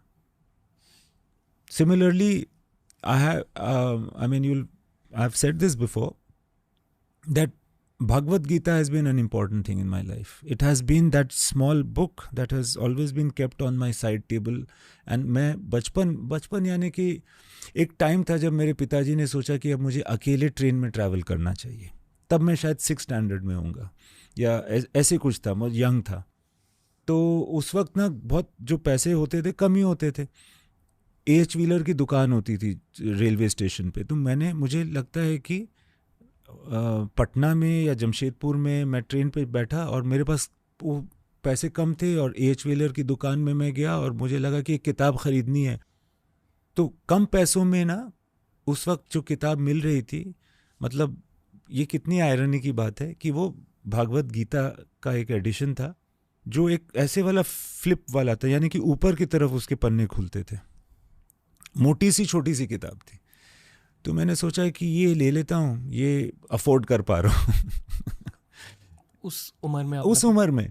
और जब मैंने उसको पढ़ना, और मुझे ये भी एहसास था कि लोग बोलेंगे ये बड़ी वियर्ड है किताब, मतलब ये वियर्ड बात है कि तुमने ये वाली किताब उठाई। ऑब्वियसली मैंने सुन रखा था भगवत गीता के बारे में, तो मैंने सोचा ये भी अच्छा है, ये इंप्रेशन भी करेक्ट पड़ेगा मेरा लोगों के ऊपर कि ये क्या कर रहा है। मगर ये सब बातें ख़त्म हो गई जब मैंने उसको पढ़ना शुरू किया।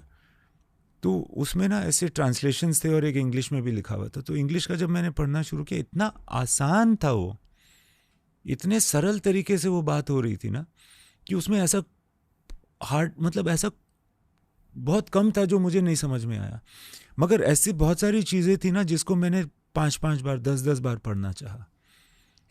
और उसके बाद फिर मैंने उसको, मतलब वो हर दिन मैं 4-5 पन्ने पढ़ा करता था। तो वो चीज़ बहुत अंदर चली जाती है आपके, अब वो आपके अंदर आ जाती है। I think there is that kind of beauty in that, और मैं उससे एक्सपोज्ड हो गया। ये बहुत ही मिराक्युलस और लकी रहा मेरे लिए।